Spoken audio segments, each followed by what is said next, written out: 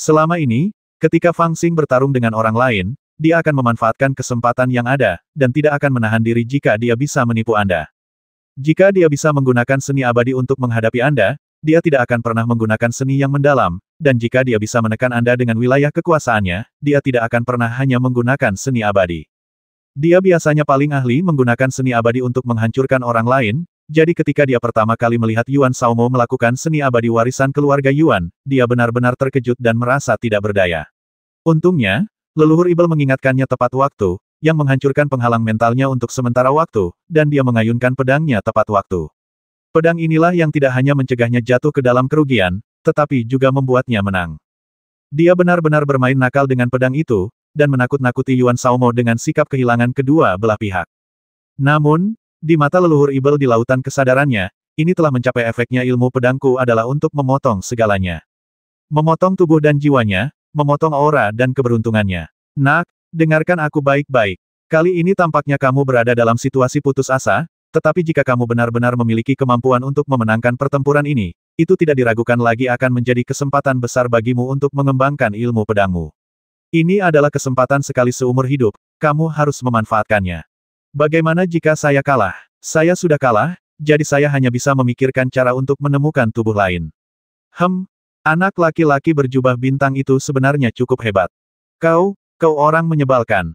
Fang Xing sangat marah hingga dia mengumpat keras di dalam hatinya, tetapi tangannya menolak untuk berhenti sejenak.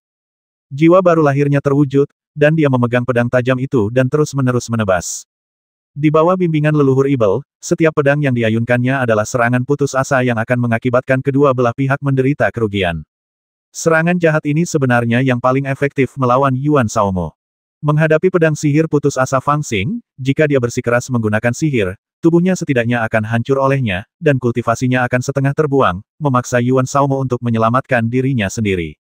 Lagi pula, di dalam hati Yuan Shaomo, kultivasinya sudah lebih baik daripada penjahat ini, dan ada begitu banyak orang yang hadir, dan dia akan segera dibasmi, jadi tidak ada alasan baginya untuk bertarung dengannya sampai kedua belah pihak menderita kerugian. Hal ini juga menyebabkan fakta bahwa meskipun kultivasi Yuan Shaomo jauh lebih baik daripada Fang Xing, ia belum mencapai keberhasilan apapun setelah puluhan napas, dan ia bahkan belum menggunakan teknik abadi yang lengkap. Di mata orang lain, ia bebas dan tidak tergesa-gesa, sementara Ibel kecil itu selalu menggunakan kekuatan penuhnya untuk menghunus pedangnya dan menggertakkan giginya. Perbedaan antara keduanya jelas, tetapi ia tahu dalam hatinya bahwa ia semakin lelah dan jengkel saat pertarungan berlangsung. Ternyata aku benar-benar bisa mengalahkannya. Selama proses ini, Fang Xing memperoleh beberapa wawasan. Sekarang, kualitas Naschen Soul miliknya mirip dengan Yuan Shaomo. Meskipun ia menang sedikit, keunggulannya tidak terlalu besar. Ia jauh lebih rendah dari Yuan Shaomo dalam hal pemahaman seni abadi, dan kultivasinya dua alam lebih rendah darinya. Jelas bahwa ia tidak memiliki peluang untuk menang, tetapi setelah bimbingan bayangan hitam, momentumnya menjadi semakin kuat. Setiap kali ia menyerang dengan pedang, Yuan Shaomo terpaksa menarik serangannya untuk menyelamatkan dirinya sendiri. Keberaniannya sedikit melemah, tetapi ia menjadi lebih berani. Perasaan ini membuatnya melihat kemungkinan. Jika pertarungan terus berlanjut seperti ini, ia bahkan mungkin memiliki kesempatan untuk langsung memotong jantung Tao Yuan Shaomo, sehingga bahkan jika ia memiliki kemampuan yang tak terbatas, ia tidak akan dapat menggunakan satu pun dari mereka, dan pada akhirnya ia hanya dapat dibasmi oleh pedangnya dengan perasaan sedih. Apakah ini jantung pedang yang dibicarakan oleh leluhur Ibel? Dia mengerutkan kening, sedikit kegembiraan muncul di matanya, dan dia menghunus pedangnya dengan lebih panik. Sayangnya, kegembiraan ini terputus bahkan sebelum muncul ke permukaan. Melihat Yuan Shaomo dan Fang Xing telah bertarung puluhan jurus tanpa pemenang yang jelas, dan bahkan tidak ada pertarungan nyata di antara keduanya, Han Jianxiao dari keluarga Han tidak tahan lagi. Dia mendengus dingin, dan tiba-tiba melangkah maju, menghalangi di depan Yuan Shaomo, mengayunkan tombak besinya dan menyerang Fang Xing, berteriak sepertinya saudara Yuan Xi, kamu masih peduli dengan orang-orang keluargamu dan enggan membasmi mereka. Kalau begitu, mundurlah untuk saat ini, dan biarkan aku yang melakukannya untukmu. Suara mendesing. Saat dia menusukkan tombaknya, Fang Tian merasa seolah-olah langit dan bumi ditutupi oleh bayangan senjata yang datang dari mana-mana. Jelas bahwa dia sendirian dengan satu senjata, tetapi auranya memenuhi kekosongan dan tidak ada cara untuk menolaknya. Meskipun metode ini menggunakan senjata, metode ini membingungkan kehampaan dan mengganggu hukum. Ini juga merupakan semacam metode abadi. Di alam kesadaran, suara leluhur Ibel terdengar tepat waktu belum tentu lebih kuat dari sihir peri anak itu tadi, arahkan pedang ke Sisuan dan basmi dia. Bagus. Fang Xing menggertakkan giginya, memejamkan mata, dan mengayunkan pedangnya dengan niat jahat. Dia masih menukar luka dengan luka dan menggunakan pedang ajaib untuk bertarung dengan sihir. Hah, Han Jianxiao merasa sangat aneh. Meskipun dia sangat berani, dia masih sedikit tertegun dan bayangan senjatanya menghilang. Dia juga merasakan hal yang sama seperti Yuan Shaomo. Dia jelas merasa bahwa dia tidak memiliki masalah dalam menekan ibel kecil ini, tetapi pedangnya terlalu kuat, melampaui celah antara dua alam, dan benar-benar mengancamnya. Meskipun dia merasa bahwa senjatanya dapat membasminya secara langsung, dia harus mengambil pedangnya dan kedua belah pihak akan menderita kerugian. Itu benar-benar tidak sepadan. Dia terpaksa berhenti untuk sementara waktu. Meskipun dia tidak menderita kerugian apapun dan tampaknya memiliki keunggulan di permukaan, keadaan pikirannya yang tak kenal takut mandek, yang membuatnya merasa sangat tidak nyaman. Dua guru besar merasa frustrasi pada saat yang sama, menciptakan suasana yang sangat aneh. Mereka semua telah berlatih seni abadi, dan pencapaian mereka bahkan lebih tinggi dari Fang Xing, tetapi mereka tidak mampu melepaskan kekuatan penuh dari pedang sihir. Alasan utamanya adalah karena mereka kurang pengetahuan. Mungkin tidak peduli bagaimana mereka memikirkannya, mereka tidak akan pernah mengira bahwa di lautan kesadaran Fang Xing, ada monster tua yang wilayahnya jauh melampaui mereka. Haha, apakah orang-orang yang mengambil jalan aneh itu benar-benar sekuat itu? Biar aku coba. Meng Yunze dari keluarga Meng juga merasa aneh saat melihatnya. Sambil berbicara, dia bergegas keluar dan melepaskan sinar cahaya ilahi. Kita bertarung satu persatu, monster tua, apakah ada cara lain? Fang Xing sangat marah hingga giginya gatal. Dia memegangnya erat-erat, tetapi dia juga mengeluh dalam hatinya. Tidak ada cara lain. Aku hanya bisa menggunakan pengalamanku untuk membantumu sementara. Faktanya, dalam hal memahami seni abadi, kau jauh tertinggal dari mereka. Kau baru mempelajari seni abadi selama beberapa tahun, sementara mereka telah mempelajarinya selama ratusan atau bahkan puluhan tahun. Bagaimana kau bisa membandingkannya? Perkataan leluhur Ibel sangat gamblang, satu kalimat mampu memotong pikiran Fang Xing. Lalu apa yang harus kita lakukan? Fang Xing tidak dapat menahan diri untuk mengeluh dalam hatinya. Leluhur Ibel tersenyum muram dan berkata, betapapun dalamnya pemahaman mereka tentang seni abadi, itu tidak sedalam leluhur mereka. Namun, kamu berbeda. Bagaimanapun, kamu telah mengambil setengah langkah menuju dao besar. Jika kamu ingin menemukan kesempatan untuk bertahan hidup, kamu harus mencarinya di setengah langkah menuju dao besar itu.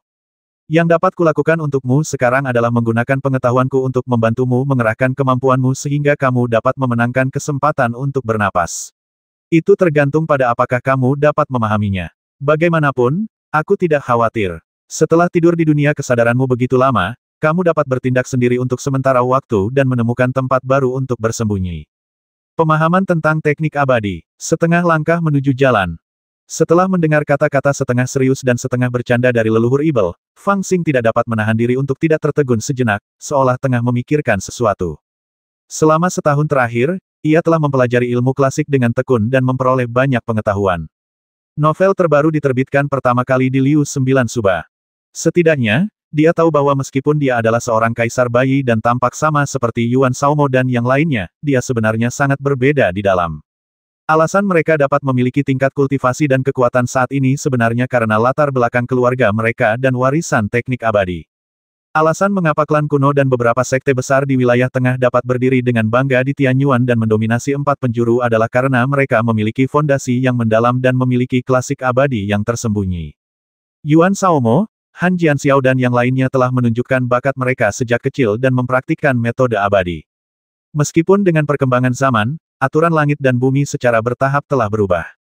Metode abadi yang mereka praktikkan tidak sekuat yang ditunjukkan oleh para orang suci di masa lalu, tetapi mereka masih dapat mengerahkan sejumlah kekuatan ilahi. Bagian dari kekuatan ilahi ini saja sudah cukup untuk membuat mereka berdiri dengan bangga di dunia. Singkatnya, jalan yang mereka ambil adalah jalan warisan. Pada akhirnya, seberapa besar kekuatan metode abadi yang dapat mereka kerahkan akan menentukan pencapaian dan status masa depan mereka. Jalan yang ditempuh si aneh dari keluarga Yuan saat itu adalah jalan transendensi diri. Ia tidak seperti Yuan Shaomo dan yang lainnya, yang hanya berpikir bahwa mereka akan membentuk Naschen Soul setelah mengumpulkan cukup banyak. Sebaliknya, ia terus melampaui dirinya sendiri di ranah Golden Core hingga mencapai titik ekstrim. Setelah ia berhasil dengan cara ini, ia pertama-tama akan jauh lebih kuat daripada rekan-rekannya dalam hal fondasi. Orang-orang seperti Yuan Shaomo dan yang lainnya hanya dapat membentuk Emperor Naschen Soul, dan bahkan Emperor Naschen Soul ini tidak sepenuhnya bergantung pada akumulasinya sendiri. Sebaliknya, ia harus meminum breaking level pills seperti kultivator biasa, dan menggunakan beberapa ramuan untuk membantu meningkatkan kualitas Naschen Soul-nya. Setelah membentuk Naschen Soul, peningkatan kemampuan seseorang hanya dapat dicapai melalui latihan dan pemahaman metode abadi. Oleh karena itu, pencapaian mereka mungkin terbatas di Golden Core Realm, tetapi ketika mereka mencapai Naschen Soul Realm, mereka akan menjadi semakin kuat saat mereka memahami metode abadi. Hanya saja, meskipun kekuatan mereka meningkat dengan menempuh jalan ini, itu masih terbatas. Keterbatasan itu adalah kekuatan hukum abadi itu sendiri. Secara umum, di dunia kultivasi, tidak peduli seberapa kuat mereka dalam mempraktikkan hukum abadi, mereka tidak akan pernah melampaui leluhur yang pernah mewariskan hukum abadi ke dunia, yaitu pendiri hukum abadi itu. Itu belum semuanya. Setelah mereka memasuki tahap jiwa baru lahir, mereka harus menanggung 3 bencana dan 9 kesengsaraan. Jalan kultivasi menjadi lebih sulit. Jika Anda ingin menjadi abadi, Anda bahkan harus bergantung pada keberuntungan yang tidak berwujud dan tidak terlihat. Jika keberuntungan Anda cukup baik, Anda dapat mengatasi kesengsaraan sepenuhnya untuk menjadi abadi. Jika Anda tidak cukup beruntung, maka ketika kesengsaraan datang, Anda akan langsung mati. Apakah Anda dapat menjadi abadi sepenuhnya bergantung pada kebaikan dewa? Orang aneh dari keluarga Yuan bertekad untuk melampaui bayi kaisar sendirian dan melahirkan bayi abadi yang legendaris. Ia percaya bahwa melakukan hal itu tidak hanya akan memungkinkannya untuk melampaui batasan-batasan seni abadi dan sepenuhnya mengendalikan kekuatan ilahi yang dimiliki oleh seni abadi itu, tetapi juga akan memungkinkannya untuk sepenuhnya mengendalikan takdirnya sendiri di jalur kultivasi setelah tahap Naschen Soul. 3 bencana dan 9 malapetaka hanyalah rintangan di jalur kultivasi, dan ia dapat mengandalkan kemampuannya sendiri untuk menerobosnya dan menjadi abadi tanpa bergantung pada hal-hal eksternal atau keberuntungan. Meskipun jalan ini juga meminjam kekuatan warisan leluhur, namun jalan ini lebih mengandalkan diri sendiri, yang merupakan jalan transendensi. Ambil contoh Fang Xing, dia telah menerima cukup banyak warisan di alam Jindan, dan bahkan telah berkultivasi hingga tingkat api tertentu, tetapi dia masih hanya mengatakan bahwa dia telah melihat jalan yang agung, tetapi tidak berani mengatakan bahwa dia berada di jalan yang agung. Alasannya adalah bahwa hingga saat ini, dia masih hanya mempraktikkan metode abadi dan seni rahasia para pendahulu. Meskipun dia memiliki wawasannya sendiri, wawasan ini belum sepenuhnya terbentuk, sehingga jalannya belum selesai. Bayi yang dibentuknya saat ini secara alami dapat dianggap sebagai bayi kaisar. Untungnya, dia tidak mengandalkan obat mujarab untuk meningkatkan dirinya, dan sebenarnya lebih baik daripada Yuan Shaomo dan yang lainnya. Terlebih lagi, ketika ia membentuk bayinya, ia telah memiliki beberapa wawasan awal. Menurut kata-kata leluhur Ibel, ia telah mencapai setengah langkah menuju Dao besar. Apakah kamu benar-benar ingin mencobanya? Fang Xing cerdas dan memiliki idenya sendiri setelah tercerahkan oleh leluhur Ibel, tetapi dia juga terkejut dan bertanya dengan suara yang dalam. 1 langkah pedang dapat menaklukkan hantu, 1 langkah raja abadi, apa yang ingin kau lakukan tergantung pada keberanianmu. Kata-kata yang diucapkan leluhur Ibel tampaknya menyihir dan provokatif. Namun Fang Xing juga tertawa sinis. Kalau begitu aku merasa lega. Aku tidak punya apa-apa lagi selain keberanianku yang tidak akan pernah kalah dari siapapun. Melawan sihir, kedengarannya rumit, tetapi sebenarnya sederhana. Itu tidak lebih dari sekadar superposisi kultivasi pribadi dan sihir. Namun sekarang, ranah Fang Xing tidak sebaik lawan manapun, dan bahkan pemahamannya tentang sihir abadi tidak sebaik mereka. Namun, apakah benar-benar tidak ada cara untuk melawan musuh? Tidak sepenuhnya. Lagi pula, dia pernah melihat seseorang yang telah mencapai setengah langkah Dao besar. Dari sudut pandang ini, dia secara inheren jauh lebih kuat daripada mereka yang telah membentuk bayi kekaisaran dengan bantuan sumber daya dan yang kemampuannya hanya diperoleh melalui pemahaman seni abadi yang ditinggalkan oleh leluhur abadi. Hanya saja dia sendiri belum menyadarinya sebelumnya. Kata-kata leluhur Ibel membangunkan si pemimpi, dan Fang Xing tiba-tiba merasakan gelombang kekejaman di hatinya. Dasar orang menyebalkan, asyik juga bertarung dalam pertarungan round robin, kan? Kalau begitu aku akan menunjukkan kemampuanku. Memikirkan hal ini, aura yang kuat muncul dari lubuk hatinya, dan mata Fang Xing langsung berubah menjadi merah darah. Kemudian, keenam lengan Dharmakaya melambai bersama, dan pedang ajaib itu langsung meledak dengan niat membasmi yang mengerikan, dan menebas ke arah Meng Yunze, kaisar bayi dari keluarga Meng. Pedang ini hanyalah risiko kehidupan. Sebelumnya, dia telah menukar luka dengan luka, tetapi sekarang dapat dikatakan bahwa dia menukar hidupnya sendiri dengan luka orang lain, sama sekali tidak memedulikan dirinya sendiri. Tetapi karena ini, pedang ini meledak dengan kekuatan yang jauh melampaui apa yang dimilikinya sebelumnya, langsung menghancurkan gunung-gunung yang tak berujung. Setan kecil ini putus asa dan ingin membasmiku.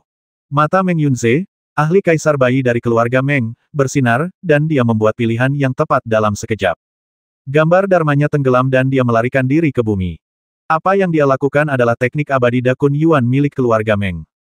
Dikatakan bahwa leluhur abadi dari keluarga Meng mempraktikkan metode ini secara ekstrim, dan bahkan dapat mengendalikan bintang-bintang dan secara langsung mengambil bintang-bintang ke dalam dirinya untuk memurnikan dan mengubahnya menjadi kekuatannya sendiri. Meskipun pemahaman Meng Yunze tentang metode ini masih dangkal, dia juga dapat melarikan diri ke bumi. Jika Fang Xing ingin membasminya dengan pedang ini, dia harus terlebih dahulu membelah sebidang tanah ini, yang setara dengan dia menggunakan sebidang tanah ini sebagai perisainya. Metode abadi yang diwariskan oleh keluarga kuno ini memang benar. Mata Fang Xing tertunduk, dia diam-diam memuji dalam hatinya, mengetahui bahwa sekelompok orang ini memang tidak mudah untuk dihadapi. Namun, itu hanya sebuah pikiran. Dia tidak menebas tanah secara acak, dan kemudian salah satu tangannya langsung melambai ke udara. Dengan suara gemuruh, langit tiba-tiba tertutup oleh awan gelap, dan hujan lebat turun, menutupi area dalam radius puluhan mil. Setiap tetes hujan membawa maksud pedang, dan terus-menerus jatuh ke tanah. Meng Yunze melarikan diri ke bumi. Kekuatannya adalah dia bisa keluar dari mana saja kapan saja dan terus bertarung, sementara Fang Xing tiba-tiba menerobos tanah dengan hujan, dan setiap tetes tirai hujan membawa maksud pedang. Bahkan jika Meng Yunze tidak bisa terluka, dia masih bisa membuatnya sengsara. Pada saat ini, sebelum dia bahkan bisa mengalahkan Meng Yunze dari keluarga Meng, Fang Xing tampak gila. Dia tertawa keras dan tiba-tiba mengabaikan Meng Yunze yang telah melarikan diri ke tanah. Sebaliknya, dia berbalik dan bergegas menuju Xuan Xiniang yang berdiri di sebuah gunung di timur dan menyaksikan pertempuran. Dia menebas dengan pedangnya dan berteriak, "Dasar jalang, Xiao Menku belum kembali, dan kamu masih berani menggangguku." Saat dia berteriak, cahaya pedang menyambar bagaikan hujan, menebas dengan dahsyat. Sehat, meskipun Xuan Xiniang dari Istana Fuyao telah datang, dia tidak menunjukkan niat untuk bertarung dengan Fang Xing. Pada saat ini, dia melihat ibel kecil ini berlari ke arahnya atas inisiatifnya sendiri. Dia merasa tidak berdaya dan mendesah pelan. Sosoknya tersebar dalam sekejap dan berubah menjadi bunga persik yang terbang di udara. Itu adalah seni besar kutukan bau wewangian yang telah dia sadari ketika dia membentuk bayi. Meskipun mereka adalah peri dari Istana Yaoqi dengan status bangsawan, mereka tidak dapat mempraktikkan sihir Istana Fuyao. Dia telah menciptakan seni kutukan bau wewangian ini karena alasan ini. Dan dia memiliki status yang sangat tinggi di Yaoqi, dan bahkan dapat menangani beberapa urusan Istana Fuyao. Namun, justru karena pemahamannya itulah kutukan aroma wanginya sangat luar biasa, dan memiliki sedikit bayangan sihir abadi. Jika kualitas jiwa baru lahirnya tidak tinggi, dan itu hanya bayi ilahi, dan prestasinya di masa depan tidak optimis, maka Yaoqi tidak akan rela membiarkannya menikah, dan bahkan mungkin dia akan didukung untuk menjadi Master Yaoqi berikutnya. Ledakan, kelopak bunganya berhamburan dan melayang tak terlihat. Pedang Fang Xing menebas ke udara, dan cahaya pedang itu bagaikan air pasang, membelah gunung di bawahnya menjadi dua.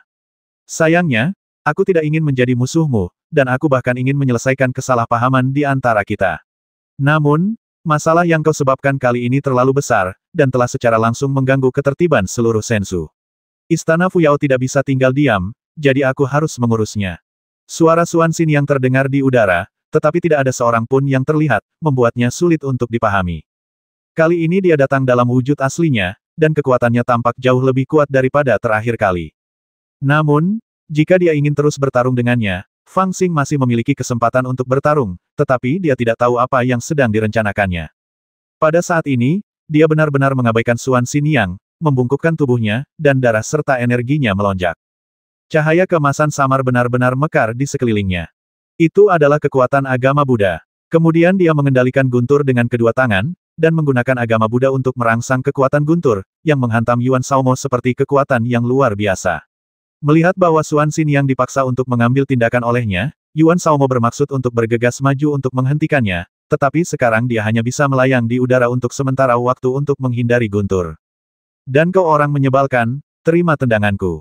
Setelah melibatkan Yuan Shaomo, Fang Xing kembali mencari kematian, dan menggunakan keterampilan tubuhnya yang bebas dan santai secara ekstrim. Dia melangkah beberapa langkah di udara dan melesat ke atas kepala Han Jianxiao. Dengan satu langkah, dia tampak telah berubah menjadi Gunung Fengshan, menekannya dengan ganas. Menghadapi gaya bertarung yang menghina itu, Han Jianxiao sangat marah, dan tombak besinya seperti naga, menunjuk lurus ke langit, ingin membasminya. Namun, Fang Xing hanya memukul setiap orang satu kali, lalu segera berhenti, dan menamparkan Bu Jizi istana Tianji di sampingnya. Aku benci melihat kalian, para peramal. Hehe. Bu Jizi memiliki wajah yang masih muda namun rambutnya sudah putih, tampak seperti dewa tua. Ia tidak bisa berkata apa-apa saat dipanggil peramal, tetapi ia tidak ingin bertarung dengan Fang Xing. Ia bergerak sedikit menjauh dengan gerakan biasa, menghindari tamparan Fang Xing dari kejauhan, tetapi tetap tidak berniat untuk menyerang. Pengecut. Fang Xing tidak mengejarnya. Dia mengumpat dengan marah dan bergegas menuju orang keenam. Dia langsung melakukan jurus kota mendesak yang tercatat dalam sutra penghancur formasi. Daerah di belakangnya tampak telah berubah menjadi medan perang. Aura pembasmi yang tak berujung ditambahkan padanya, membuatnya seperti dewa yang ganas. Dia menebas pria itu dengan 3 pedang berturut-turut, yang masing-masing berakibat fatal. Dia sangat marah dan mengumpat, "Mengapa kamu terlihat familiar, dasar orang menyebalkan?" Orang itu adalah seorang pemuda dengan tatapan menyeramkan. Kultivasinya berada pada tahap Naschen Soul Mahayana, tetapi kualitas Naschen Soul-nya hanya seperti Divine Infant. Tatapan yang diberikannya kepada Fang Xing adalah yang paling penuh kebencian. Dia bermaksud menunggu Fang Xing untuk melawannya sehingga dia bisa memarahinya dengan keras atas dosa-dosanya di masa lalu. Namun, dia tidak pernah menyangka bahwa anak laki-laki ini benar-benar telah melupakannya. Dia hanya merasa bahwa dia tampak agak familiar. Tiba-tiba, aku menjadi begitu marah sampai-sampai aku hampir membakar diriku sendiri sampai mati.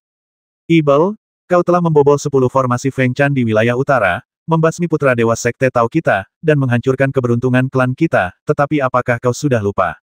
Sambil berbicara dengan marah, dia berulang kali mundur, tidak mau menerima serangan Fang Xing secara langsung, tetapi dia terus berteriak dan mengumpat. Wilayah utara Shenzhou. Fang Xing tertegun saat mendengar ini, lalu dia tiba-tiba menyadari, "Oh, ya, kamu adalah pemimpin Yinling Dao. Bodoh amat John denganmu, Master Tao Yinling." Pemuda berwajah seram itu hampir pingsan saking marahnya, belum lagi amarah yang ada di dalam hatinya. Siapa di dunia ini yang tidak tahu bahwa pemimpin Yinling Dao adalah seorang gadis? Apakah orang menyebalkan ini benar-benar tidak mengenaliku atau dia sengaja mengatakan itu untuk membuatku marah?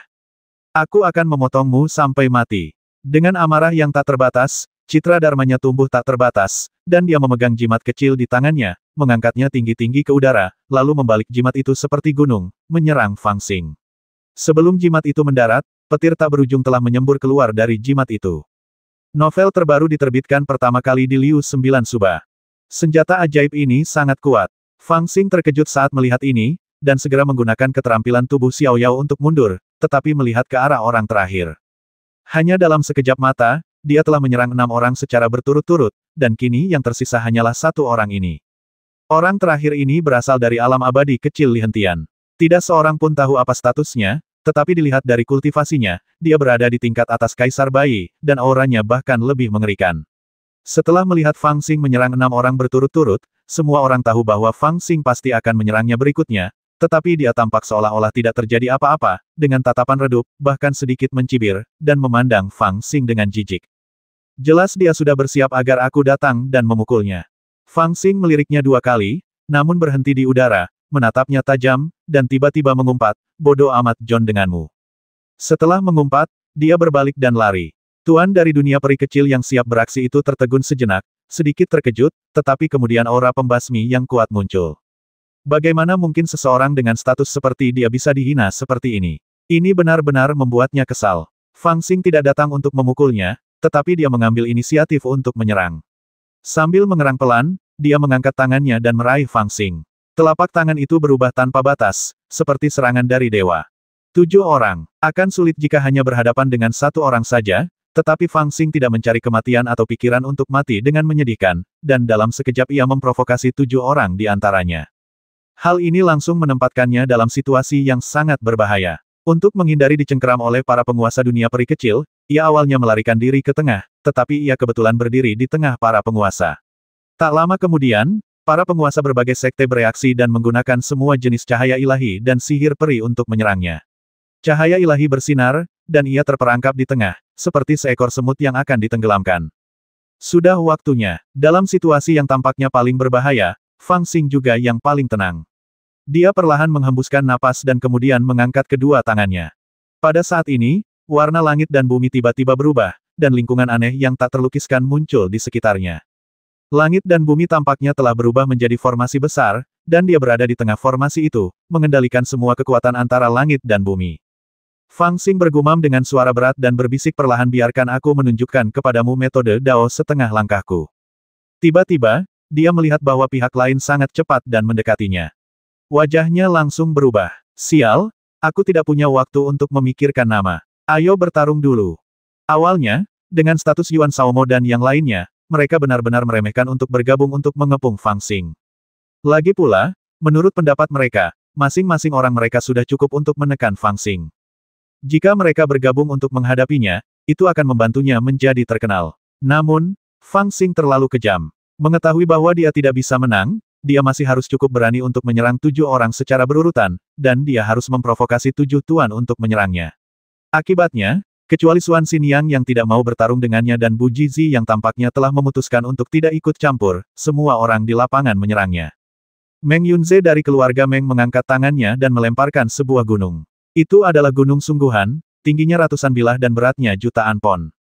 Han Jianxiao dari keluarga Han menembakkan tombak seperti naga, yang berubah menjadi ribuan bayangan tombak dan menusuk langsung ke kepala Fang Xing.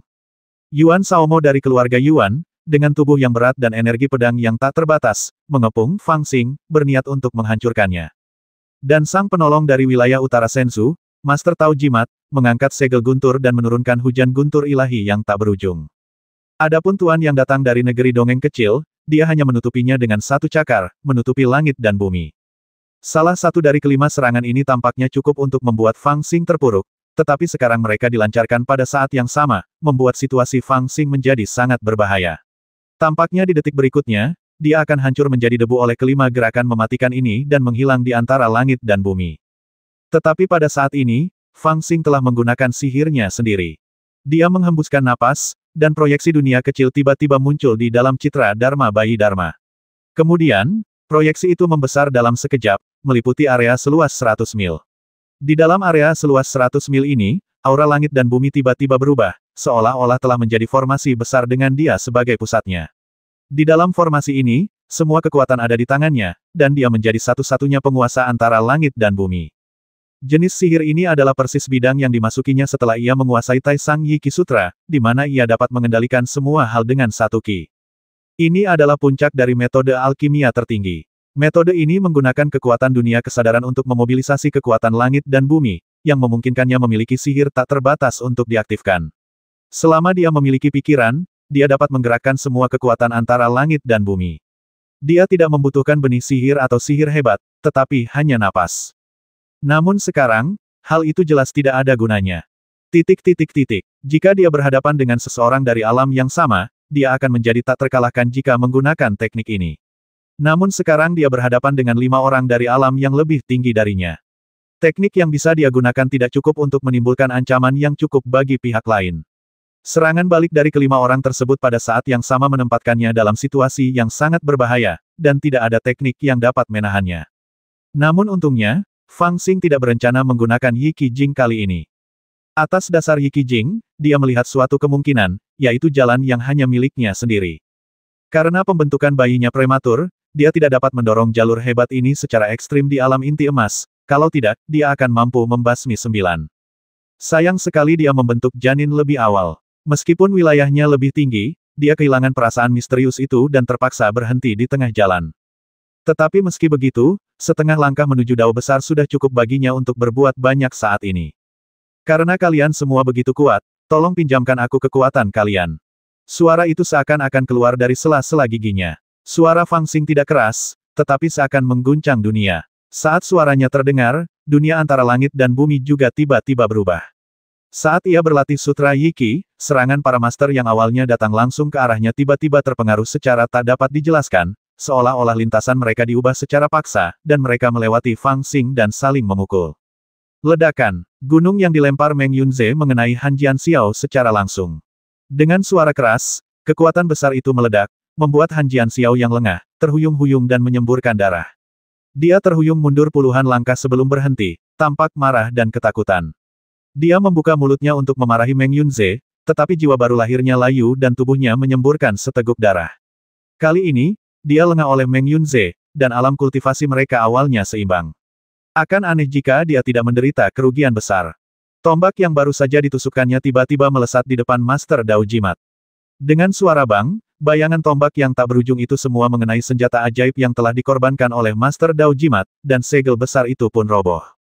Gambar Dharma Yuanying dari Master Dao Jimat juga mengalami banyak kekuatan, dan semua serangan baliknya mengenai dagingnya. Tanpa mengeluarkan suara, kabut darah yang tak terhitung jumlahnya meledak dan dia setengah mati. Guntur ilahi tak terbatas yang jatuh dari segel guru Tao Jimat itu sama sekali tidak sopan, dan menghantam Yuan Shaomo dari keluarga Yuan dengan kuat, membuat takut guru kaisar bayi dari keluarga Yuan. Dia ingin melarikan diri dengan tergesa-gesa, tetapi sedang terburu-buru. Setelah terkena beberapa trik, jiwa baru lahirnya dengan cepat menyusut kembali ke tubuh fisiknya. Menghadapi guntur ilahi seperti itu, ada tanda-tanda tubuh dharmanya runtuh. Untungnya, dia datang dalam tubuh fisiknya kali ini dan mampu memelihara jiwa baru lahirnya tepat waktu. Kalau tidak, hanya dengan beberapa guntur ilahi ini, lebih dari separuh kultivasinya akan terbuang sia-sia. Dalam keterkejutan dan kemarahannya, sebelum dia bahkan bisa mulai mengumpat, dia melihat bahwa dia juga dalam masalah. Kekuatan hukum abadi Dao Fa Seng San telah dilepaskan. Ada bayangan yang mengalir di udara. Sebuah pedang ditebas dan berubah menjadi 3 pedang, lalu ketiga pedang itu berubah menjadi 9 pedang. 9 pedang ini bukan hanya fraktal. Setiap pedang sebenarnya memiliki kekuatan pedang asli. Seiring berjalannya waktu, pedangnya akan memiliki kekuatan tak terbatas. Itu hanya tergantung pada kapan lawan akan mengambil pedangnya, atau kapan dia akan sepenuhnya kehilangan kendali atas kekuatan pedangnya dan sepenuhnya menghilang dalam kehampaan. Inilah kekuatan hukum abadi. Dia menggunakan pedang itu dengan sangat cekatan. 1 pedang menciptakan 3, 3 menciptakan 9, dan kekuatannya sangat dahsyat saat dia memotong dengan liar. Celakanya, pedang yang seharusnya digunakan untuk menebas ibel kecil itu malah berakhir menebas para penguasa dari alam abadi kecil. Ledakan, ledakan, ledakan. Terjadi 3 kali ledakan berturut-turut, dan 9 retakan tiba-tiba muncul di tubuh tuan dari dunia peri kecil itu, mencabik tulang dan berdarah. Salah satunya bahkan hampir membelah tubuhnya menjadi 2. Darah yang terciprat jatuh ke tanah, mengeluarkan suara mendesis, seolah-olah beracun. Tentu saja, sang kakak tertua, apalagi sang kakak kedua. Telapak tangan yang digenggam oleh guru dari dunia peri kecil ini juga melewati Fang Xing dengan cara yang sangat aneh, tetapi langsung mengenai Meng Yunze dari keluarga Meng, menghancurkan jiwa baru lahir dari si jenius yang tidak siap dari keluarga Meng, tampak sangat menyedihkan, dan kemudian terbang kembali ke tubuh fisik sepotong demi sepotong, dengan wajahnya berubah menjadi hijau dan merah pada saat-saat tertentu, tampak sangat aneh, dan dia hampir menjadi gila. Hanya dalam sekejap, kelima master itu terluka parah di saat yang bersamaan.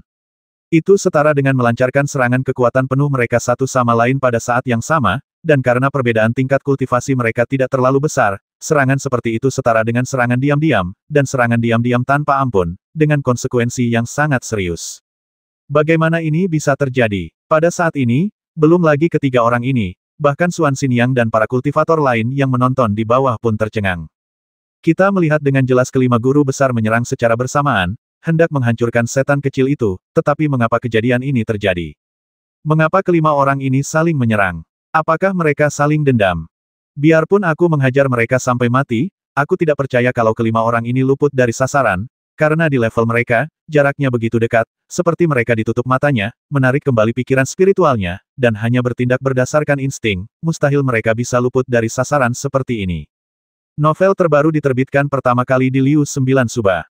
Hahaha. Di tengah keheranan itu, hanya Fang Xing yang tertawa terbahak-bahak, liar dan bangga, bahkan dengan sedikit kegembiraan yang tak terduga. Jurus ini persis seperti kekuatan setengah langkah Dao besarnya. Sutra Ki dari tradisi Taois tertinggi pada awalnya merupakan perluasan dari dan Dao tertinggi. Sutra Ki adalah tentang memelihara napas seseorang dan mengendalikan segala sesuatu. Mengendalikan segala sesuatu sebenarnya berarti menggunakan kekuatan dunia untuk membimbingnya. Selama pikiran Anda cukup kuat untuk mengendalikannya, Anda akan dapat melakukan 4 atau 5 seni besar berturut-turut dalam sekejap. Namun, Fang Xing terlahir dengan temperamen yang berbeda dari yang lain. Setelah ia mengolah Sutra Ki, ia langsung memikirkan sebuah pertanyaan. Apa gunanya meminjam kekuatan dunia, jika ia dapat meminjam kekuatan lawannya? Ketika Dewa Lihentian bertanya kepadanya, dia berkata bahwa dia telah melihat Jalan Agung, dan apa yang dia lihat adalah kemungkinan seperti itu. Akan tetapi, sebelum dia sempat memahaminya dengan saksama, dia dipaksa untuk maju ke tahap Nas Chen Sol, meninggalkannya dengan penyesalan tiada akhir. Dan sekarang, di bawah bimbingan kata-kata leluhur Ibel, dia memutuskan untuk mencobanya. Lagi pula, lawan-lawannya terlalu kuat, dan dia tidak bisa menahan sihir mereka. Mungkin, hanya dao besar setengah langkah yang dia pikirkan di awal yang bisa menghasilkan efek ajaib. Atas ide inilah dia mencari kematian dengan memprovokasi 7 master sekaligus. Alasannya adalah karena dia tidak cukup ahli dalam menguasai dao besar ini, dan dia belum cukup memahaminya.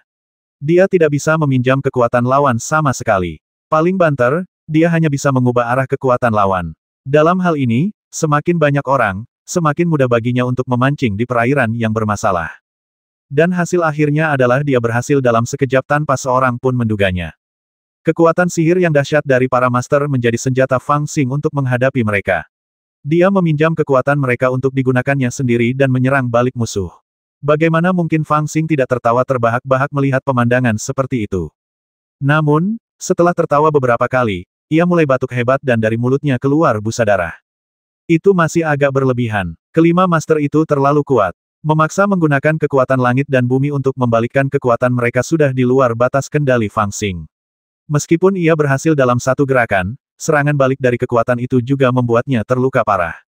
Dengan catatan seperti itu, cedera yang dideritanya tidak disadari oleh siapapun. Semua orang, termasuk Xuan Xiniang, merasa sangat terkejut, dan bahkan merasa panik. Jika ibel kecil ini memiliki kekuatan untuk mengalahkan 5 master agung di tahap awal Nas Chen Sol, maka dia terlalu abnormal. Entah mengapa, pada saat ini, mereka semua teringat orang aneh dari keluarga Yuan 700 tahun yang lalu. 700 tahun yang lalu, orang aneh dari keluarga Yuan tidak terkalahkan di level yang sama.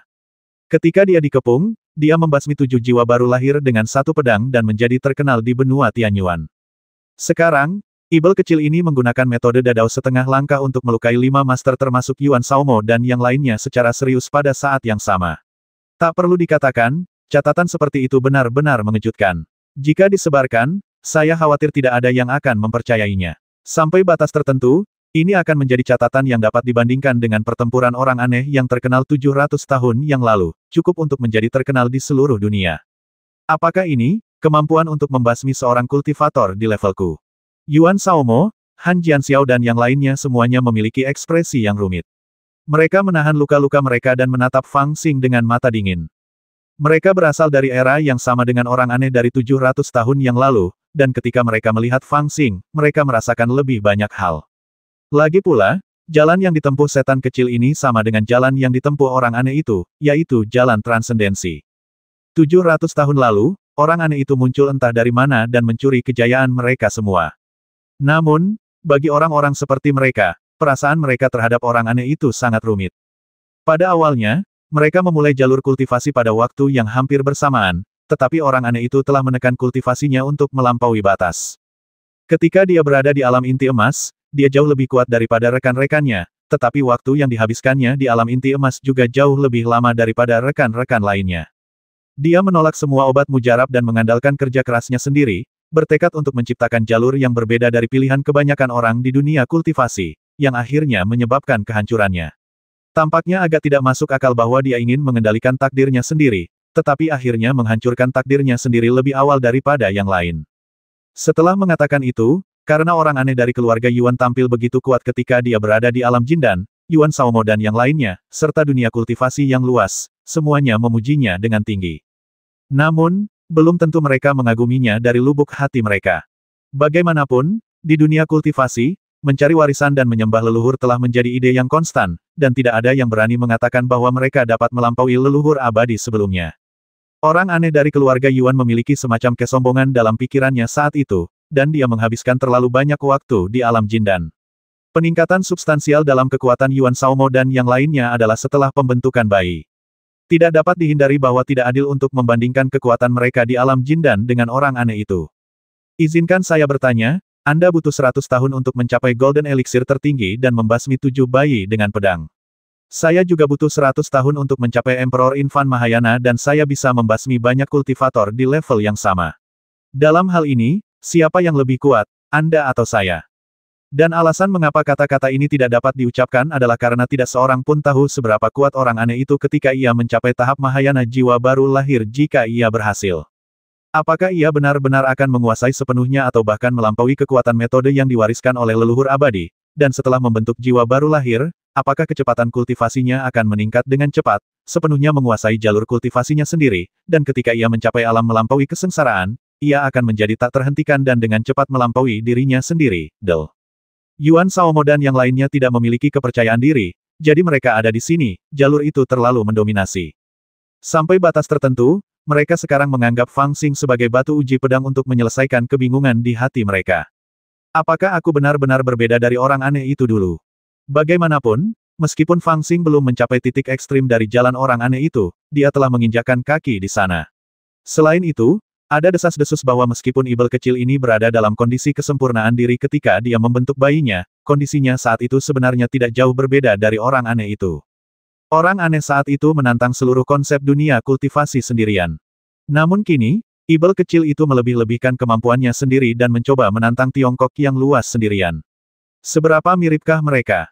Yuan Shaomo dan yang lainnya semuanya adalah orang-orang luar biasa di jalan warisan, jadi bagaimana mungkin mereka tidak memiliki pemikiran untuk bersaing dengannya. Dan sekarang, hasil ini benar-benar mengejutkan mereka semua. Pemahaman mereka terhadap seni abadi jauh melampaui Fang Xing, dan tingkatan mereka jauh lebih tinggi daripada Fang Xing, tetapi mereka tidak berhati-hati sejenak dan mengalami kemunduran di saat yang sama. Bukankah ini benar-benar menggambarkan kesenjangan antara mereka dan orang aneh itu? Untuk sesaat, entah karena malu atau jengkel, cemas atau marah, niat membasmi dalam hatiku bangkit. Namun, metode Fang Xing terlalu aneh, jadi mereka takut dan tidak berani bertindak gegabah untuk saat ini. Hahaha, aku punya cara hebat untuk mengalahkan makhluk abadi. Fang Xing menelan seteguk busa darah, melihat sekeliling dengan anggun, dan berteriak sekarang giliranku. Ledakan, dia benar-benar menahan lukanya, mengambil langkah besar ke depan, dan mengayunkan pedang ajaibnya langsung untuk memotong Yuan Shaomo. Yuan Shaomo sangat terkejut. Dia berbalik dan melarikan diri sejauh 100 kaki, tidak berani melawannya secara langsung. Bagaimanapun, kekuatan sihir yang ditunjukkan oleh Ibel kecil ini tadi terlalu mengerikan. Selain itu, dia terluka. Bahkan jika dia masih memiliki kekuatan untuk bertarung, dia tidak berani melawan Fang Xing saat ini. Dia hanya ingin menghindari serangan ini terlebih dahulu dan kemudian menemukan cara untuk berbalik dan mengalahkan musuh. Namun, Fang Xing menggunakan teknik tubuh Xiao Yao, dan pedang sihirnya tidak terkalahkan dan sangat tajam. Ketika dia menghindar, Fang Xing memanfaatkan kesempatan itu dan mengejarnya dari belakang sambil tertawa terbahak-bahak. Dengan wash pedangnya, dia memotong salah satu paha Yuan Shaomo, dan darah tumpah ke dalam kehampaan. Yuan Shaomo merasakan sakit dan cemas. Ia menghancurkan jimat giok dan mengubahnya menjadi aliran cahaya untuk melindungi dirinya, dengan keringat dingin membasahi dahinya. Pengecut, Fang Xing mengumpat dengan keras, meninggalkannya, dan bergegas menuju Han Jianxiao dari keluarga Han di sebelahnya. Berani sekali kau, bocah. Han Jianxiao menahan luka-lukanya dan bertarung keras dengan tombaknya, tetapi momentumnya sedikit melemah karena dia baru saja menderita kekalahan besar. Dia bahkan tidak berani menggunakan sihir yang paling dia kuasai. Dia hanya bisa mengandalkan keterampilan tombaknya untuk bertahan melawan musuh. Dia memblokir beberapa tembakan berturut-turut dan mundur 7 atau 8 langkah. Akhirnya, Fang Xing memblokir tombak besi itu dengan pedang, berbalik dan menginjak dadanya, menendangnya langsung ke gunung seperti meteor, menyebabkannya menabrak puing-puing tak berujung dan asap mengepul. Dia membuat celah di lereng gunung dan memuntahkan darah. Dan Anda, Tuan Yinling. Dia menendang Han Jianxiao dan hendak mengejarnya, tetapi tiba-tiba dia melihat seseorang di sebelahnya. Cahaya dingin melintas di mata Fang Xing dan dia berbalik untuk mengejarnya. Saya adalah guru Tao yang ahli jimat. Pemuda berwajah menyeramkan itu hendak menyemburkan api dari matanya.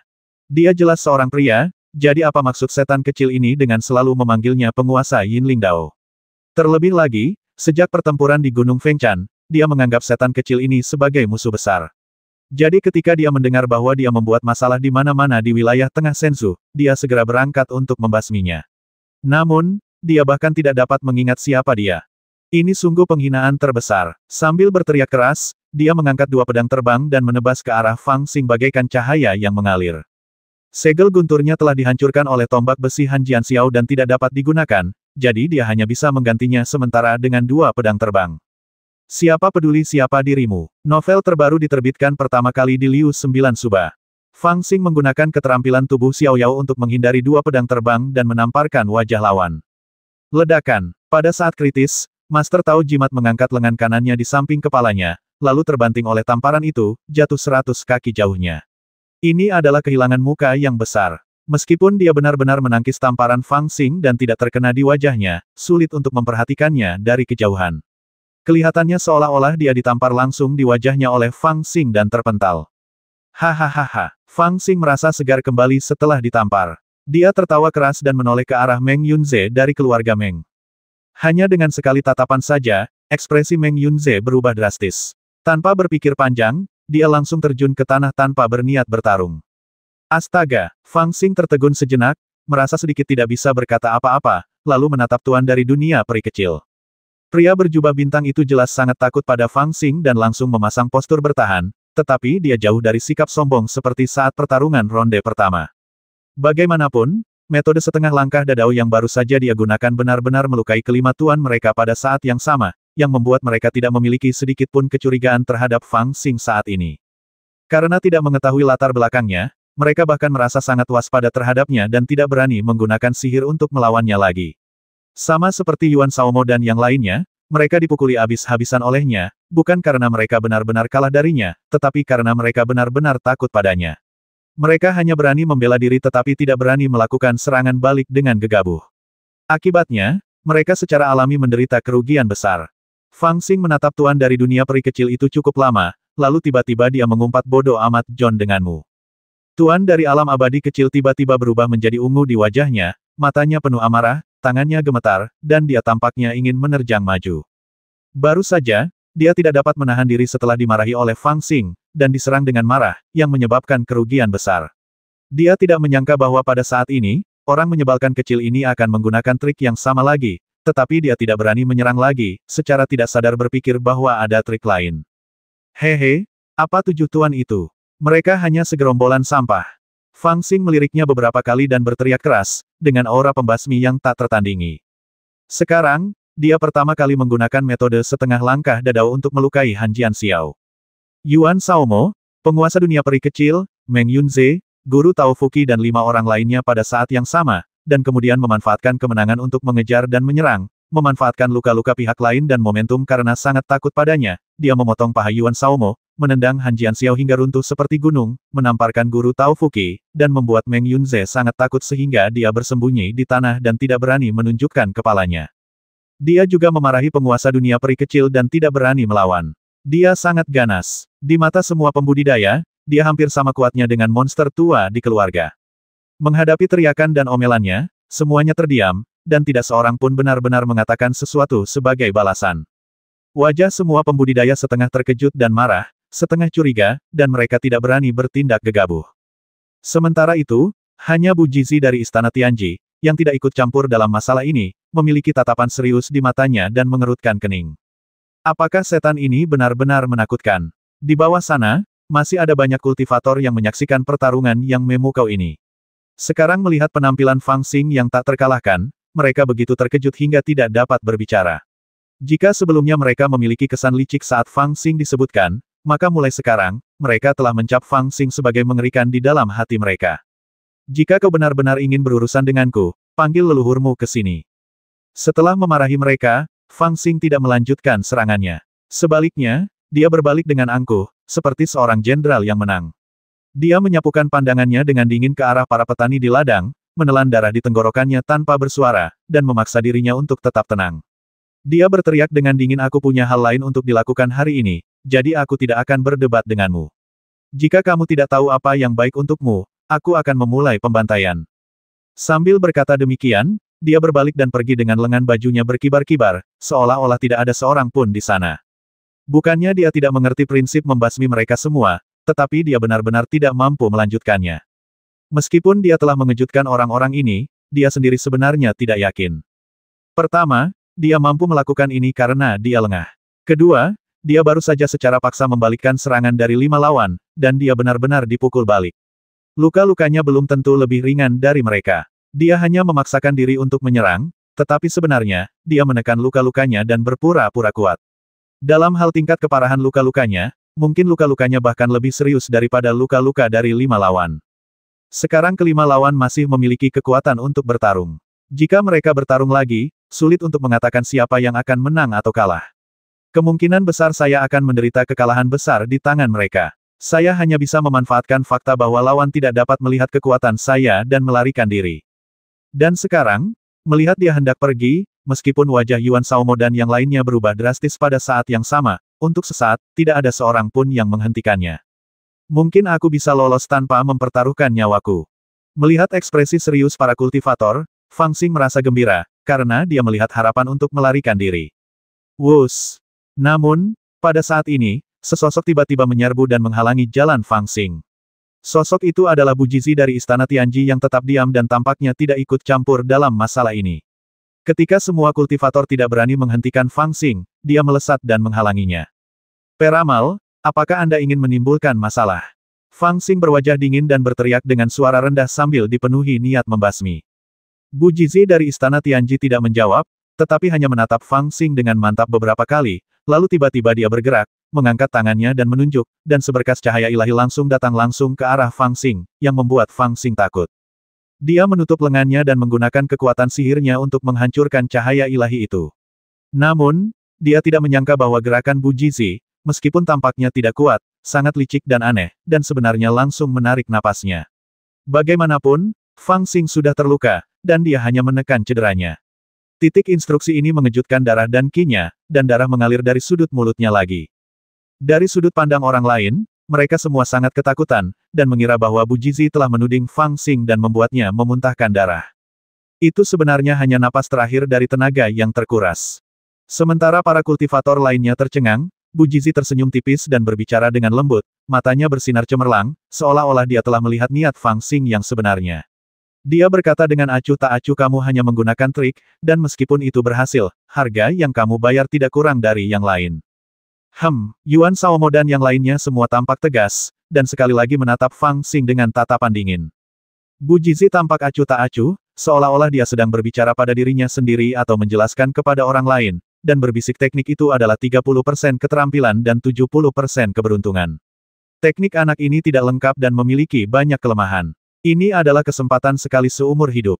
Jangan biarkan dia membodohimu. 3 bagian keterampilan, 7 bagian keberuntungan.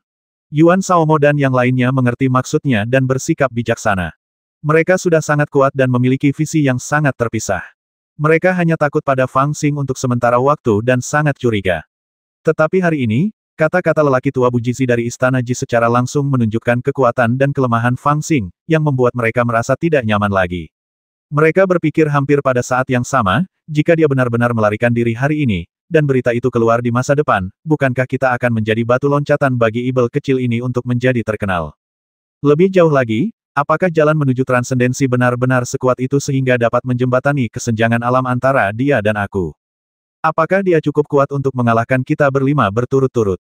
Dasar peramal bau, apa yang kau katakan itu benar adanya, kemarilah dan bertarunglah denganku. Pada saat ini, Fang Xing tidak tahan lagi dengan omongan lelaki tua itu, jadi dia menelan seteguk darah dan melangkah maju. Dia mengayunkan pedang ajaibnya ke arah Bu Jizi, berniat memotong kepalanya dengan satu pedang, untuk mengintimidasi musuh lagi. Makhluk jahat, kekuatan sihirmu cukup hebat, aku ingin mengalaminya lagi. Namun, pada saat ini, Yuan Xiaomo dari keluarga Yuan berbicara dengan suara rendah, melompat ke depan, dan menghalangi Fang Xing. Pedang panjang di tangannya berbalik dan menunjuk ke dahi Fang Xing, memaksanya untuk sementara meninggalkan mesin peramal dan berbalik untuk menghalangi pedang itu.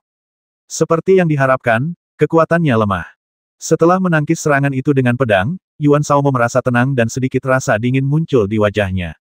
Meskipun dia terluka parah, dia masih memiliki kekuatan untuk bertarung. Dia sangat berhati-hati saat ini. Dia menghunus pedangnya, sebagian besar sebagai ujian. Namun, melalui pemblokiran pedang Fang Xing, dia benar-benar menemukan bahwa kekuatan sihir Fang Xing jauh lebih lemah dari sebelumnya. Bagaimanapun, dia baru saja menyerang dengan seluruh kekuatannya, tetapi mustahil baginya untuk menahan lukanya selamanya. Dengan penundaan seperti itu, sulit baginya untuk mencapai kekuatan maksimalnya. Haha, terima pukulanku lagi. Yuan Xiaomo tertawa, berbalik dan menebas dengan pedangnya lagi. Ada sedikit lebih banyak kekuatan pada pedang ini, tidak hanya untuk menguji, tetapi juga untuk membuat orang melihat kekuatan Fang Xing. Namun, hal ini membuat Fang Xing sangat marah dan malu. Harapan untuk melarikan diri yang baru saja dimunculkannya telah padam. Dia membenci lelaki tua dari Istana Tianji. Jelas bahwa kultivasi lelaki tua itu bukanlah yang terbaik di antara ketujuh orang kali ini, dan bahkan berada di posisi paling bawah. Namun, dia memiliki visi yang bagus dan telah mengintimidasi yang lain, tetapi terungkap oleh lelaki tua yang tampak biasa ini. Yuan Shaomo menikamnya dengan dua pedang berturut-turut, dan dia hampir terekspos. Jika kau menggangguku lagi, aku akan membasmimu. Fang Xing mengacungkan pedang ajaibnya, mengarahkannya ke arah Yuan Shaomo, dan mengancam dengan suara marah. Haha, kalau begitu datanglah dan basmi aku. Pada saat ini, orang lain mengambil tindakan. Dia adalah Han Jianxiao dari keluarga Han. Tombak besinya seperti naga, meluncur lurus ke arah Fang Xing. Mereka semua sombong dan angkuh, dan meskipun mereka takut pada Fang Xing, mereka tidak takut setengah mati. Setelah mereka sadar, mereka ingin mengujinya. Selain itu, mereka mempercayai penilaian para murid Istana Tianji, jadi mereka bergegas untuk mengambil tindakan lagi. Semua orang ingin mengalahkan Fang Xing dan membalas penghinaan mereka sebelumnya, jadi mereka bahkan tidak peduli untuk bertarung sendirian. Cucu-cucu, kalian ingin memaksaku membasmi seseorang. Novel terbaru diterbitkan pertama kali di Liu 9 Suba. Fang Xing sangat marah. Dia mengeluarkan pil ajaib dan menelannya. Dia menggertakkan giginya dan berteriak. Dia melambaikan tangannya dan melakukan sutra ki tertinggi lagi. Dunia berubah secara dramatis, meliputi suatu area. Dia mengubah dunia menjadi formasinya sendiri dan berdiri di dalamnya, seperti dewa. Ketika Yuan Shaomo dan yang lainnya melihat pemandangan ini, mereka langsung merasakan hawa dingin di hati mereka dan mundur sedikit. Mereka baru saja menderita kerugian besar dari kekuatan gaib ini belum lama ini, jadi sekarang mereka benar-benar sedikit takut. Pertahankan 3 titik kekuatan, serang dengan moderasi, rebut gerbang formasi, dan balikkan situasi. Pada saat ini, Bu Jizi dari Istana Tianji berdiri di samping dengan lengan bajunya berkibar, melantunkan mantra dengan suara rendah seolah-olah sedang melantunkan puisi kuno. Yuan Shaomo dan yang lainnya terharu dan tertawa, terima kasih, Senior Bu Jizi, atas bimbinganmu. Sambil tertawa, dia menghunus pedangnya lagi dan menyerang Fang Xing dari kiri dan kanan. Orang menyebalkan tua, Fang Xing terkejut ketika kata-kata Bu Jizi masuk ke telinganya. Orang tua ini benar-benar keji. Dia meneriakkan 4 kalimat berturut-turut, yang semuanya menunjuk langsung ke kelemahannya. Jika dia menyimpan 3/10 kekuatannya, dia tidak akan bisa meminjam kekuatan dari mereka. Jika dia menyerang dengan moderasi, dia tidak akan bisa menggerakkan kekuatan mereka satu sama lain. Jika dia merebut gerbang formasi, dia akan membiarkan Yuan Shaomo dan yang lainnya menyerbu ke kelemahannya. Dan jika dia membalikkan misteri itu, dialah yang akan menderita serangan balik yang berulang. Metode Dao setengah langkah tidak lengkap, dan memiliki banyak kelemahan. Begitu ditemukan oleh seseorang, sihirnya akan hilang. Ledakan, ledakan, ledakan, pertarungan sengit kembali terjadi, dan Fang Xing terjebak di tengah-tengahnya. Yuan Shaomo dari keluarga Yuan, Han Jianxiao dari keluarga Han, Meng Yunze dari keluarga Meng, bersama dengan guru Tao dari wilayah utara dan para guru dari dunia peri kecil, semuanya mengambil tindakan, mengendalikan cahaya ilahi dari berbagai sihir peri, dan menghancurkan Fang Xing, bahkan lebih ganas dari sebelumnya. Engah, dalam situasi pertempuran ini, Fang Xing kikuk dan tubuhnya seperti daun yang jatuh tertiup angin kencang. Dia baru saja menghindari pedang Yuan Shaomo tetapi terkena kekuatan magis Meng Yunze. Fang Xing menyemburkan darah dan mundur berulang kali. Dia dikejar oleh Master Tao Jimat dari belakang dan pedang terbang hampir memotong kepalanya. Master dari alam abadi kecil itu bahkan lebih kejam dan langsung menuju tubuhnya dengan cakarnya yang tajam, meraih jantungnya.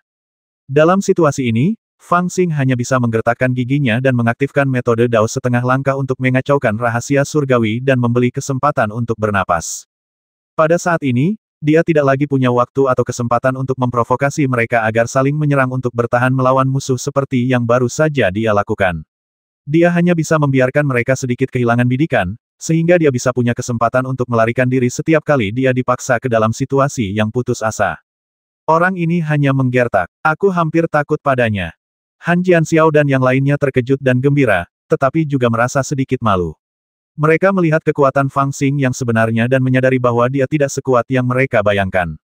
Mereka hampir membuat diri mereka takut sekarang. Mereka benar-benar malu dan kesal, dan serangan mereka menjadi semakin ganas.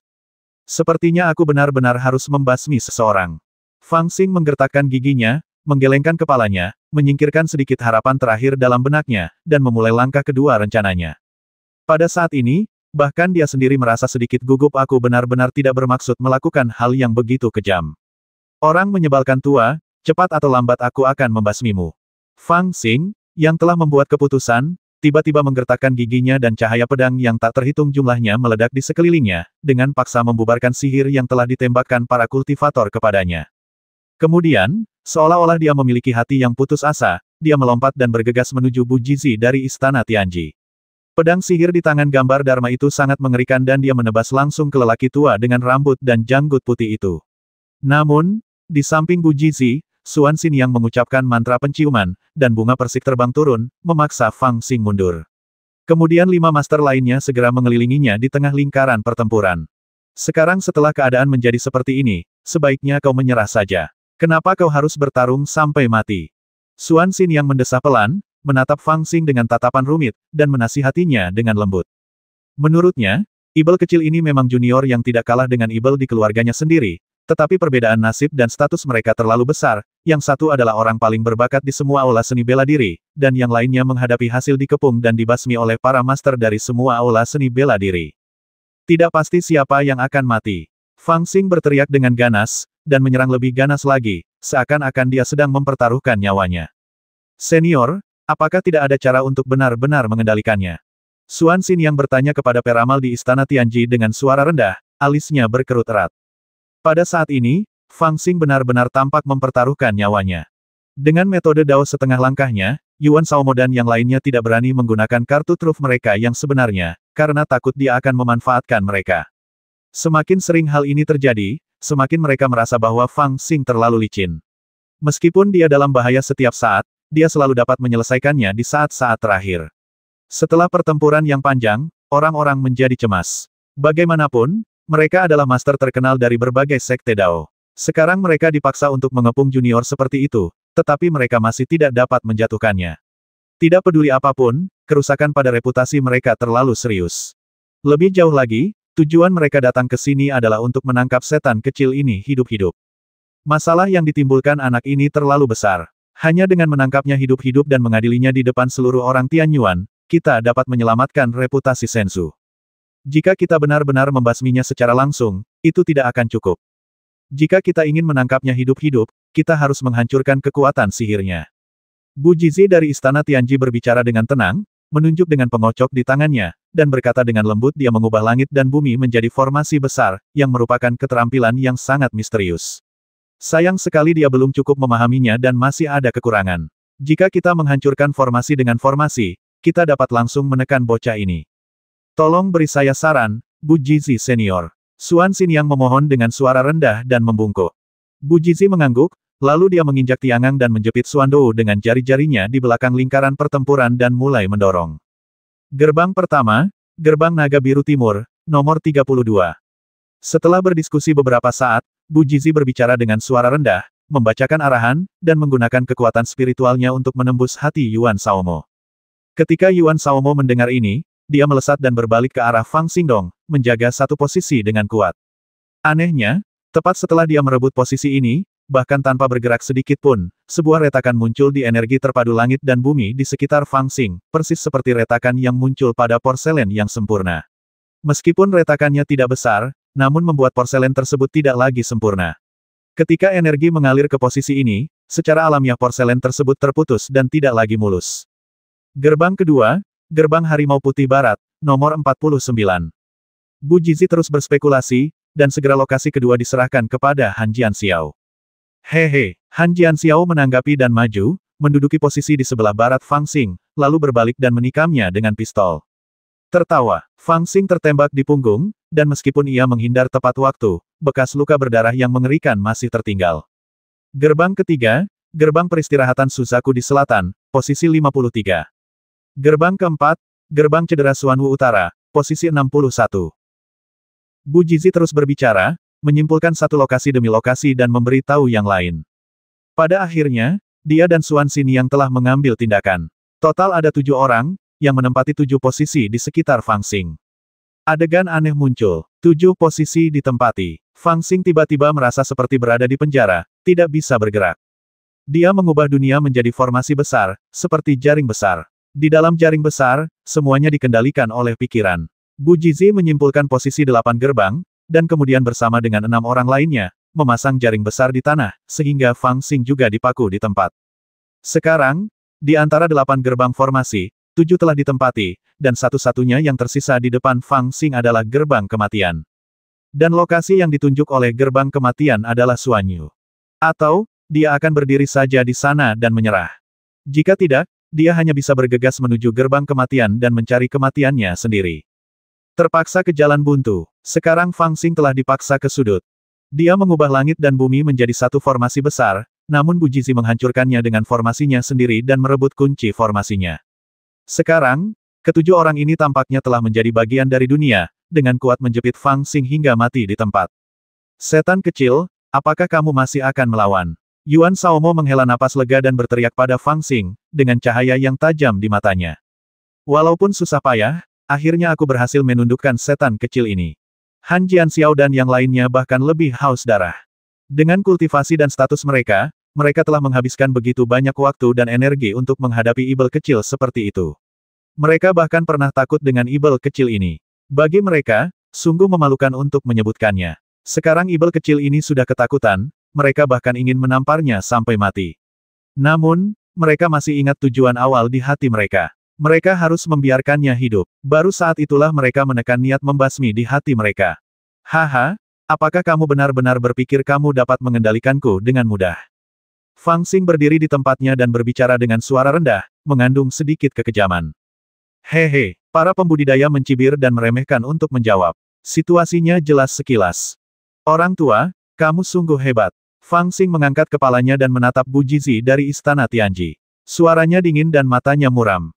Bu Jizi meletakkan tangannya di belakang punggungnya, dan menatap Fang Xing dengan tenang dengan ekspresi tenang, tanpa gangguan apapun. Dalam pertempuran ini, dia memang memberikan kontribusi yang besar. Jika dia tidak menggunakan metode deduksi tertinggi Istana Tianji untuk mengungkap kelemahan Fang Xing, dan bahkan menyimpulkan metode untuk menahan kekuatan magis Fang Xing, maka meskipun ada banyak master di lapangan, tidak akan semudah itu untuk mengalahkan Fang Xing. Akan lebih sulit lagi untuk mengendalikan Fang Xing tanpa pertumpahan darah. Namun, mengingat kultivasi dan usianya, dia terlalu meremehkan untuk berdebat terlalu banyak dengan junior ini. Dia hanya berbicara ketika dia seharusnya, dan menutup telinga terhadap kata-katanya. Saya ingin mengucapkan terima kasih karena telah menciptakan kesempatan yang baik bagi saya. Novel terbaru diterbitkan pertama kali di Liu 9 Suba. Fang Xing tidak peduli apakah Bu Jizi menjawab atau tidak. Dia terus berbicara dan mengangkat tangannya lagi. Ke atas dan ke bawah, maju dan mundur, mendorong maju perlahan bagaikan batu kilangan. Formasi besar langit dan bumi, yang tadinya ditekan oleh 7 orang, mulai beroperasi secara paksa, menarik langit dan bumi lebih dekat dan menekannya dengan kekuatan yang luar biasa.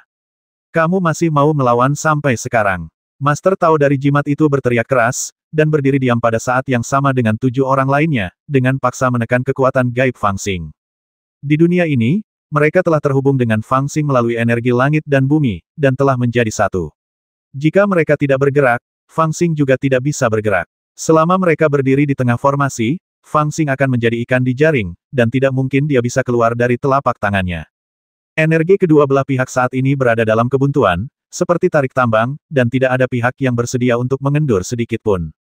Namun, dibandingkan dengan ketujuh orang ini, kekuatan Fang Xing sendiri masih terlalu lemah. Setelah berjuang keras, dia tiba-tiba menyadari bahwa dia tidak dapat menggerakkan kincir besar langit dan bumi sama sekali. Anda tidak dapat melarikan diri, dan Anda juga tidak dapat melawan. Ini seperti seorang anak yang dijepit ke tanah oleh 7 atau 8 pria kuat. Anda dapat mengamuk, berguling-guling, menggigit dan menendang, tetapi di bawah kekuatan yang kuat, Anda tidak dapat membalikkan badan. Ini hanya lelucon. Pusat formasi telah dijepit. Kekuatan sihirmu benar-benar hancur, Ibel, kemana lagi kau bisa pergi? Yuan Shaomo mengalami patah kaki dan telah membaca mantra untuk menyembuhkannya. Penampilannya tampak utuh. Pada saat itu, dia akhirnya punya waktu untuk berbicara. Seolah-olah untuk melampiaskan amarahnya, dia berbicara dengan kejam, pada titik ini, mengapa kamu masih menolak?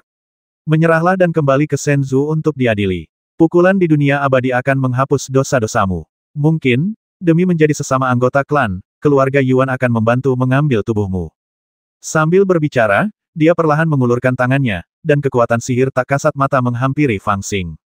Bagi Fang Xing yang tidak dapat bergerak saat ini, tidak peduli seberapa biasa kekuatan sihir ini, itu bukanlah sesuatu yang dapat ia hindari. Haha, cukup kuat, aku tidak bisa melepaskan diri. Fang Xing tertawa pelan, sementara yang lain mengira dia putus asa.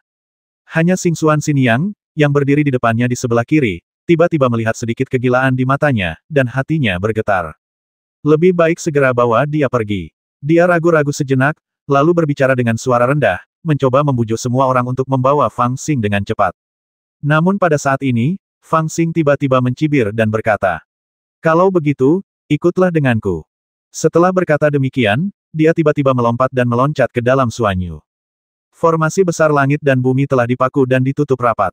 7 dari 8 gerbang telah dipaku dan ditutup rapat, tetapi masih ada satu gerbang yang belum disegel. Itu pintu kematian, sebuah pintu menuju kematian, dan pintu itu menghadap Suanyu.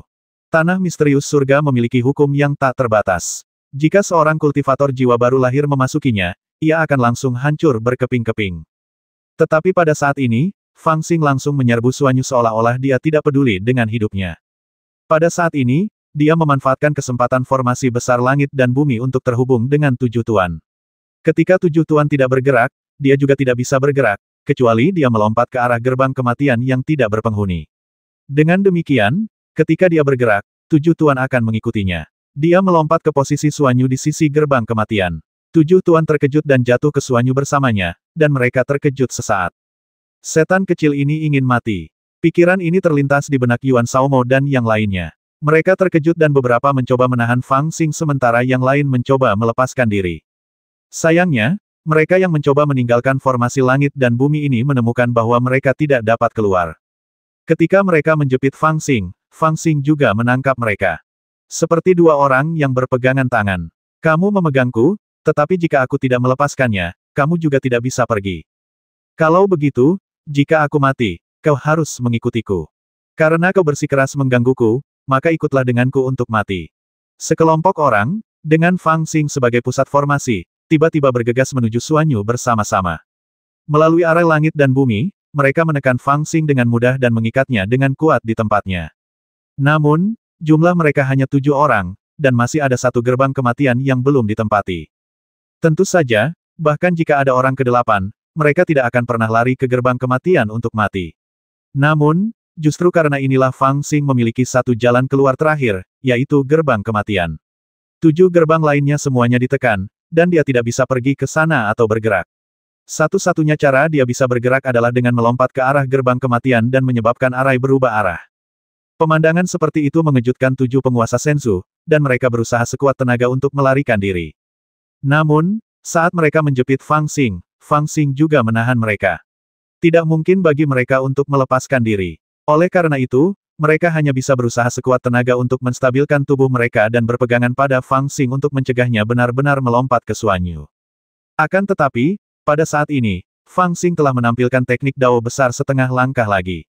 Dalam pertempuran sengit kedua tadi, semua orang berhati-hati dan tidak memberinya kesempatan untuk mengerahkan kekuatan mereka sendiri untuk bertarung satu sama lain. Namun saat ini, karena situasinya kritis, mereka melakukan kesalahan yang sama lagi. 7 kekuatan besar dikerahkan pada saat yang sama, yang kebetulan berada dalam kendali Fang Xing. Metode dao setengah langkah saling tarik-menarik, menyebabkan ketujuh kekuatan itu bertabrakan satu sama lain pada saat yang sama, saling meniadakan. Sebenarnya, 2 orang dari 7 orang ahli itu memiliki kekuatan yang cukup untuk menahan Fang Xing dan mencegahnya menyerbu ke Suanyu.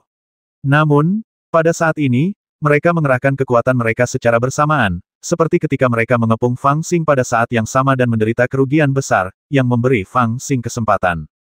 Kekuatan di antara mereka saling meniadakan, dan hampir tidak ada kekuatan yang jatuh pada Fang Xing. Fang Xing mengambil kesempatan ini dan melompat langsung ke Suanyu tanpa berhenti sejenak, membiarkan cahaya berharga di luar Suanyu menelannya.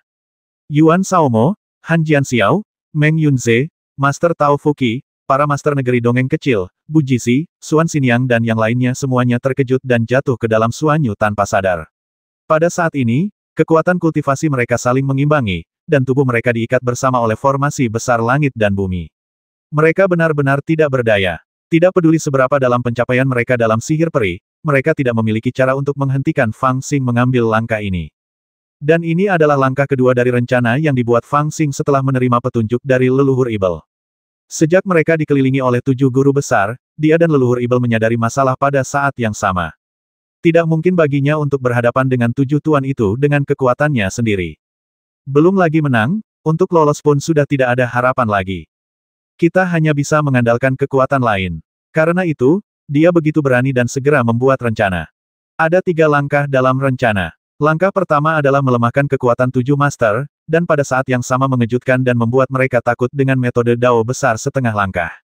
Langkah kedua adalah menarik 7 master ke Suanyu dan menggunakan kekuatan Suanyu untuk membasmi mereka.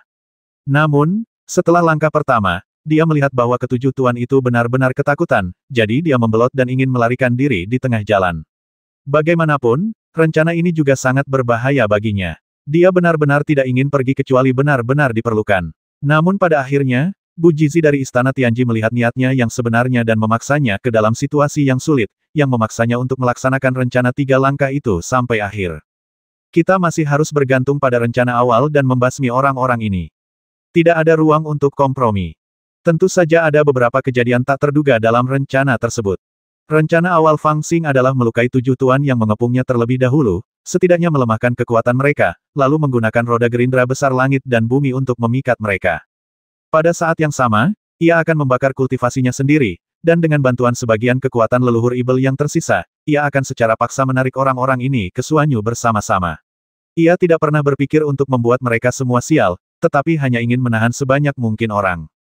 Namun, setelah sekian lama tidak beruntung, akhirnya keberuntungan pun datang. Ternyata Bu Jizi dari Istana Tianji lebih kuat dari yang dibayangkannya. Meskipun tingkat kultivasinya tampaknya tidak tinggi, dia berpengetahuan luas dan memiliki penglihatan yang sangat baik. Dia benar-benar membuat rencana untuk memakukan bagian tengah formasi dan kemudian mengurungnya. Ini menghemat banyak tenaga dan dia tidak perlu lagi memeras otak untuk menarik orang-orang itu ke dunianya sendiri. Orang-orang itulah yang berinisiatif terjun ke dunianya.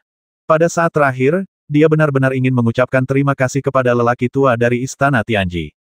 Langkah kedua rencana ini begitu sempurna, semua berkat bimbingan orang tua itu dan kerja sama 7 guru. Ledakan, ledakan, ledakan, ledakan, ledakan, termasuk Fang Xing, mereka berdelapan melompat ke Suanyu bersama-sama, segera mengantar kedatangan aturan Suanyu. Riak-riak aneh yang tak terhitung jumlahnya yang terlihat oleh mata terbuka turun, dan jatuh pada 7 tuan dan Fang Xing seperti guntur ilahi. Itu seperti serangan abadi sejati, secara langsung menghancurkan cahaya ilahi pelindung di sekitar mereka, diikuti oleh tubuh fisik mereka, dan kemudian jiwa mereka. Tidak bisa, tidak bisa, tidak bisa. Mata Yuan Shaomo memerah, dia melolong putus asa dan berjuang keras, namun dia hanya bisa menyaksikan tubuhnya berubah menjadi debu. Bagaimana mungkin? Beraninya kau melakukan ini? Han Jianxiao berteriak putus asa, mengayunkan tombak besinya ke atas, seolah hendak melawan cahaya hukuman yang jatuh dari langit di dalam alam misterius. Sialnya, cahaya hukuman itu mendarat di tombak besi dengan keras, lalu menjalar ke seluruh tubuhnya. Setelah beberapa saat, hanya ada tombak besi yang tersisa di tanah, dan raungan Han Jianxiao yang tidak mau menyerah masih mengambang di udara. Setan kecil, apakah kau benar-benar ingin mati bersama kami? Meng Yunze dari keluarga Meng buru-buru melarikan diri ke bawah tanah, seolah-olah dia ingin menggunakan tanah sebagai perisai untuk melindungi dirinya lagi. Sayangnya, di dalam Suanyu, cahaya hukuman ada di mana-mana. Meskipun dia melarikan diri ke bawah tanah, dia hanya melihat cahaya hukuman yang tak berujung jatuh ke tanah. Setelah beberapa saat, tanah menyembur keluar dengan darah yang mengalir, dan sebuah jiwa keluar. Dalam kehampaan, ia membuka matanya tanpa daya, dan menghilang dengan sedih dan tak berdaya. Saya tidak bersedia. Sang guru tahu dari jimat itu meraung dalam kesedihan, namun sebelum dia bisa menyelesaikan kalimatnya, dia menghilang tanpa jejak. Berani sekali kau, setan kecil. Sang guru dari alam abadi kecil mengayunkan pedangnya dan menebas dirinya sendiri, yang mana memotong sebagian kultivasinya yang menghubungkannya dengan Fang Xing. Ia bertekad untuk melarikan diri dari alam mendalam bahkan dengan risiko penurunan kultivasi yang besar, tetapi tiba-tiba ia mendengar kutukan keras di telinganya, kau masih ingin melarikan diri. Dia menoleh dengan cepat, dan kebetulan melihat Fang Xing mencengkeram dan menariknya langsung ke bagian Suanyu yang lebih dalam. Aku membasmimu. Sang guru dari alam abadi kecil sangat marah dan mengayunkan pedangnya dengan putus asa ke arah Fang Xing. Sialnya, saat dia mengangkat lengannya, tubuhnya sudah mulai hancur dan berubah menjadi kabut berdarah. Ah! Mengapa ini terjadi? Di antara semua kultivator, hanya Bu Jizi dari Istana Tianji yang memiliki ekspresi tenang. Dia hanya menghela napas pelan dan menatap Fang Xing. Ada ketidakberdayaan dan kebingungan yang mendalam di matanya jatuh ke tempat yang mematikan ini. Kita semua tidak punya jalan keluar, mengapa kamu? Karena aku punya lebih banyak trik daripada kamu. Novel terbaru diterbitkan pertama kali di Liu 9 Suba. Fang Xing berteriak dengan ganas dan menebas Bu Jizi dengan pedangnya dengan ganas, dan kepala besarnya melayang ke udara. Kenapa kau harus melakukan ini? Jika kau melakukan ini, bukankah kau juga akan ditakdirkan untuk mati? Tidak jauh dari situ, Xuan Xin yang berteriak panik, menatap Fang Xing dengan mata penuh ketakutan dan kebingungan. Sudah kubilang, Kalau kau memprovokasiku lagi, aku akan membasmimu. Kaulah yang memprovokasiku. Fang Xing menyerbu ke arahnya dengan ganas sambil memegang pedang di tangannya, tetapi tepat setelah dia melangkah 2 langkah, cahaya hukuman yang tak berujung melesat ke arahnya, membungkusnya. Kemudian, dalam sekejap, napasnya menghilang. Xuan Xin yang malah merasa lega, dan merasakan bahwa formasi besar yang menghubungkannya dan Fang Xing tiba-tiba menghilang. Begitu dia bebas, dia buru-buru bergegas keluar dari Xuan Yu. Ledakan, namun dia baru saja mengambil 2 langkah ketika sambaran petir menyambar tubuhnya. Dalam sekejap, tubuhnya ambruk, jiwanya tak berdaya, dan ia melayang keluar dari wilayah misterius itu dalam kesengsaraan. Situasinya berubah drastis, mengejutkan semua orang. Bagi orang luar, setelah Fang Xing dan 7 Master Senzu menyerbu ke Xuan Yu, mereka tampak seperti sedang menghadapi kesengsaraan guntur. Sekelompok awan gelap yang terbentuk oleh gelombang cahaya aneh datang langsung dari segala arah, menyelimuti mereka dan memicu serangkaian reaksi berantai. Selama periode ini, hanya cahaya jiwa yang melayang keluar, dan tampaknya lukanya sangat serius dan itu adalah jenis yang akan hilang kapan saja. Yang lainnya semuanya terbungkus awan. Setelah semburan cahaya ilahi yang menyilaukan runtuh, Xuan Yu menjadi bersih, hanya menyisakan daging dan darah. Bagaimana bisa? Jiwa yang terjatuh itu mencoba mengangkat kepalanya dan melihat ke arah Xuan Yu, dengan ekspresi bingung, pikiran berfluktuasi, dan menangis tanpa suara. Citra dharma orang ini rusak, dan hanya 1/10 dari kultivasinya yang tersisa, seolah-olah akan hilang kapan saja. Dia berada dalam kondisi yang sangat menyedihkan, tetapi dia tidak lain adalah Fuyao Gongxuan Xiniang. Dia beruntung, karena di antara 7 gerbang susunan, dialah satu-satunya yang menempati gerbang kehidupan, dan sebelum Fang Xing dapat membasminya, dia ditelan oleh cahaya hukuman, jadi dia berhasil melarikan diri pada saat-saat terakhir. Meskipun tubuhnya rusak, setidaknya jiwanya lolos dari Xuan Yu. Yang lain tidak seberuntung dia. Mereka semua dibawa ke Xuan Yu oleh Ibel dan tidak ada jejak yang tertinggal. Kau, bersedia bertarung sampai mati dan menyeret orang lain bersamamu. Xuan Xin yang tak percaya, hatinya hancur berkeping-keping, dan dia hampir tak dapat mempercayainya mengapa harus seperti ini. Dan di bawah medan perang ini, para penonton seperti para pembudidaya pengembara sangat terkejut hingga mereka tidak bisa berkata apa-apa. Hanya tersisa jiwa Xuan Xin yang tertutup oleh cahaya berharga alam Xuan Yu. Mereka tidak menemukannya untuk sementara waktu, jadi mereka bahkan lebih terkejut. Mereka benar-benar mati bersama. 7 penguasa besar Senzu bergabung untuk menangkap Ibel kecil ini, tetapi malah berakhir dengan akhir yang tragis. Mereka semua adalah master terkenal di Tiongkok. Awalnya mereka tampak telah menaklukkan setan kecil itu dan yakin akan menang, tetapi siapa yang menyangka adegan terakhir ini? Xuan Yu, area terlarang Nas Chen Sol, siapapun yang masuk akan mati. Tidak seorang pun menyangka bahwa setan kecil ini begitu kejam hingga ia akan memimpin kerumunan orang ke Xuan Yu di saat-saat terakhir. Akibatnya, tak satu pun dari ke-7 tuan itu yang lolos. Mungkinkah perang antara Cina dan setan kecil itu akan berakhir pada situasi kalah-kalah? Kehampaan itu sunyi, pertempuran telah usai, dan di udara yang mati, hanya tangisan menyedihkan dan memilukan dari jiwa Xuan Xiniang yang tersisa. Berita bahwa Ibel kecil dan 7 tuan tewas bersama di jurang Ibel dengan cepat menyebar ke seluruh Senzu, dan kemudian ke seluruh benua Tianyuan. Semua suku dan sekte yang menerima berita itu sangat terkejut, terutama sekte dan keluarga tempat 7 guru besar itu berasal. Mereka sangat sedih, dan itu tidak bisa diungkapkan dengan kata-kata. 7 guru besar itu bukanlah orang biasa. Mereka adalah pilar keluarga dan guru terkenal mereka. Tetapi mereka mati dengan sangat tidak berharga di jurang Ibel. Bagaimana mungkin itu tidak membuat orang sedih? Terutama keluarga Yuan. Ketika mereka mendengar berita itu, bahkan orang tua abadi dari keluarga Yuan tiba-tiba menjadi marah. Dia merobohkan gunung dengan satu telapak tangan, dan kemudian dia mengasingkan diri dalam kesedihan selama 3 hari 3 malam. Hanya ada satu orang yang termasuk pemimpin puncak keluarga, kecuali kepala keluarga.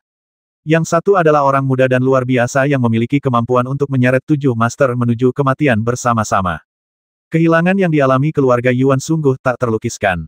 Dewa tua Yuan mulai menyesali tindakannya menyerahkan Fang Xing atas bujukan berbagai suku. Untungnya, ada kabar baik. Generasi muda yang mengikuti orang suci itu ke dunia luar untuk mencari esensi Dewa Matahari akan segera kembali.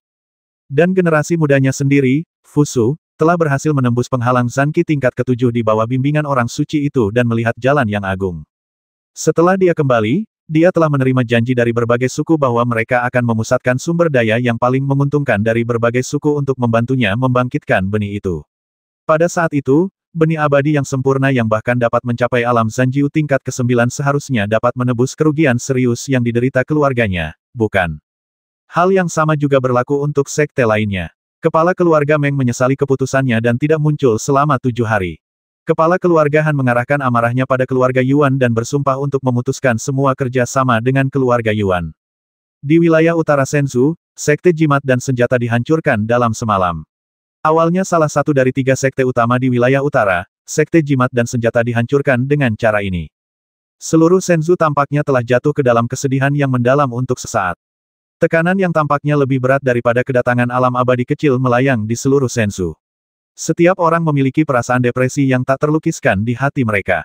Jika ini adalah pertarungan antara setan kecil itu dan Shenzhou, maka pada akhirnya, Shenzhou dapat dianggap sebagai pemenang, bukan?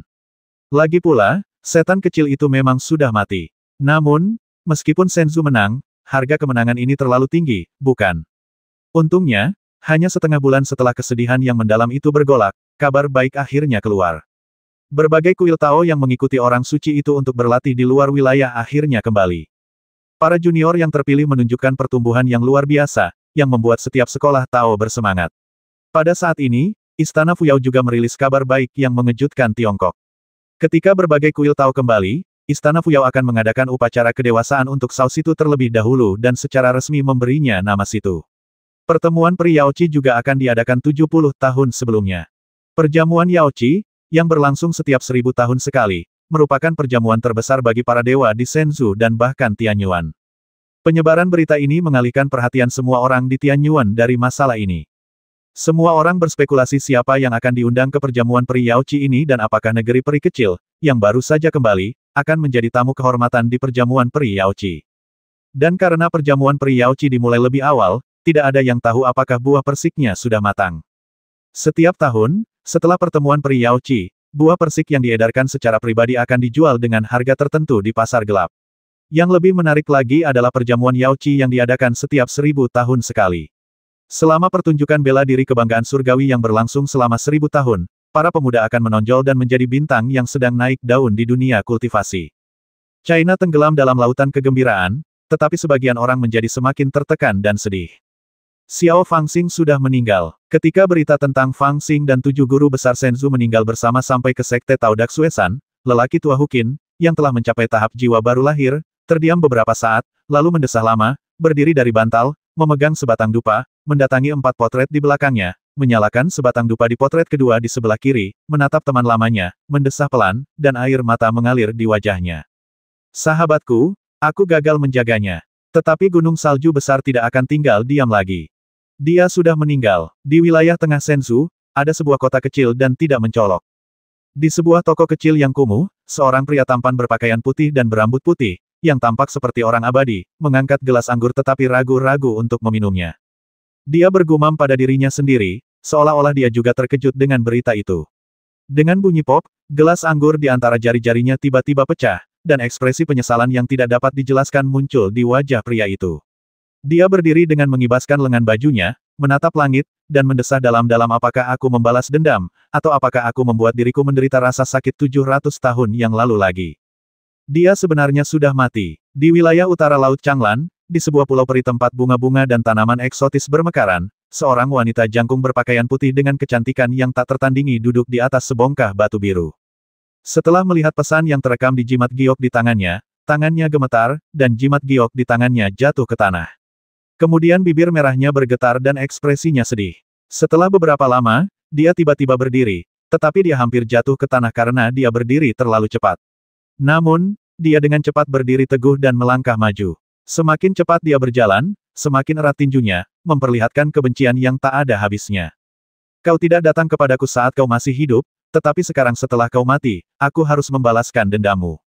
Ibu mau kemana? Sebuah tangan kecil yang lembut mencengkeram rok wanita berpakaian putih itu, dan wajah kecil yang lembut itu mendongak ke arah wanita yang berbeda dari biasanya. Ayo kita pergi dan balaskan dendam ayahmu. Wanita itu mencondongkan tubuh dan menggendongnya, menatap matanya dan berbicara dengan sangat lembut, tetapi air mata mengalir di wajahnya. Di pegunungan belakang sekte Ibel kuno, sekelompok gadis kecil dengan ekor rubah dan pakaian putih berkumpul bersama. Mereka membaca isi jimat giok bersama-sama, dan kemudian terdiam. Setelah waktu yang lama, seorang gadis gemuk tetapi sangat cantik dalam kelompok itu menatap gadis jangkung di tengah-tengah mereka yang sedikit lebih tua dari mereka. Matanya yang besar penuh dengan ketakutan. Setelah mencoba beberapa kali, dia bertanya dengan suara gemetar, "Nona, apakah ini palsu?" "Itu pasti palsu. Dengan kemampuan hebat guru, bagaimana mungkin? Seseorang segera memanggil, tetapi suaranya kurang percaya diri.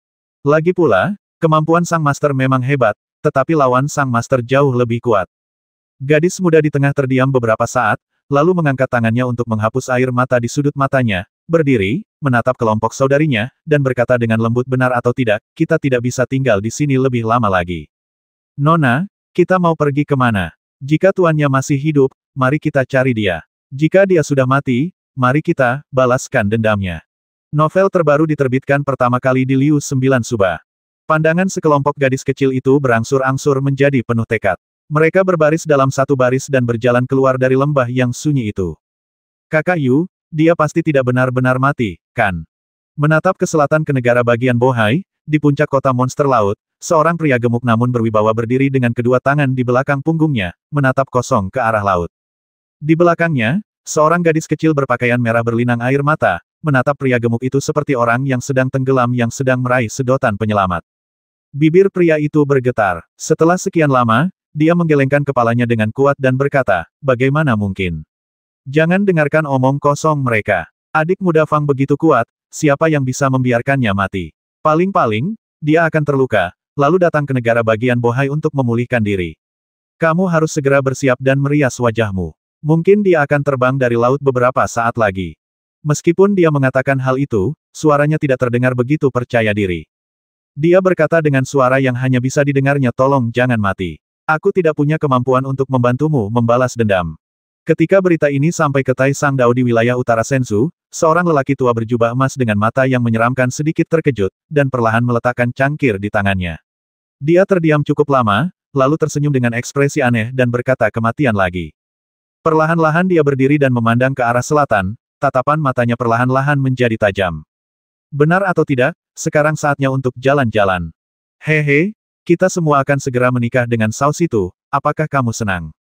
Di Istana Fuyao, di antara sekelompok gunung yang tampak seperti negeri dongeng, banyak sekali murid perempuan Istana Fuyao yang gembira mendengar berita bahwa Sao Situ telah naik tahta 70 tahun lebih cepat dari jadwal, dan mereka saling bercanda. Beberapa orang diam-diam saling menyemangati, bersiap untuk berusaha mencapai puncak di antara banyak murid perempuan dan menjadi nyonya Istana Fuyao. Namun, di tengah lautan yang begitu bising, ada seorang gadis dengan wajah yang sangat cantik duduk di bawah pohon bunga di gunung belakang. Dia menatap lembah yang kosong dengan mata bengkak seperti buah persik. "Lihat, rubah kecil itu linglung lagi. Tuan muda situ tidak ada di sini. Untuk siapa dia berpura-pura seperti ini? Hehe, ini adalah keahliannya yang unik. Dia menggunakan penampilannya ini untuk menarik Sao Situ dari langit. Dia mengatakan bahwa dia secantik lukisan peri dan tak tertandingi. Kemudian, dia dengan sengaja memperlakukan Sao Situ dengan buruk, yang membuatnya terobsesi padanya.